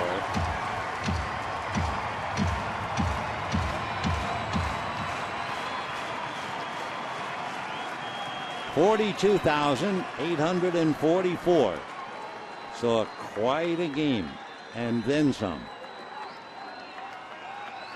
Fastball hit in the air to left center. Schumacher is calling and makes the running catch. So the Dodgers, 5 runs, 5 hits, no errors. For Arizona, 3 runs, 4 hits, and no errors. In a sense, I'm personally relieved the game is over after seeing 5 hit batters Jansen, by the way, made 10 pitches to retire the side. So tomorrow, the concluding game of the 3-game series, and that will be Hyunjin Ryu going up against Patrick Corbin. Corbin 9 wins and no losses, and Ryu 6 wins and 2 losses. Ryu's earned run average is 2.7 and Corbin is 1.9. So that ought to be a dandy to wrap it up. And then, of course, the Dodgers will go east. So that'll wrap it up for us. We'll talk to you tomorrow night. Till then, we wish you all a very pleasant good night.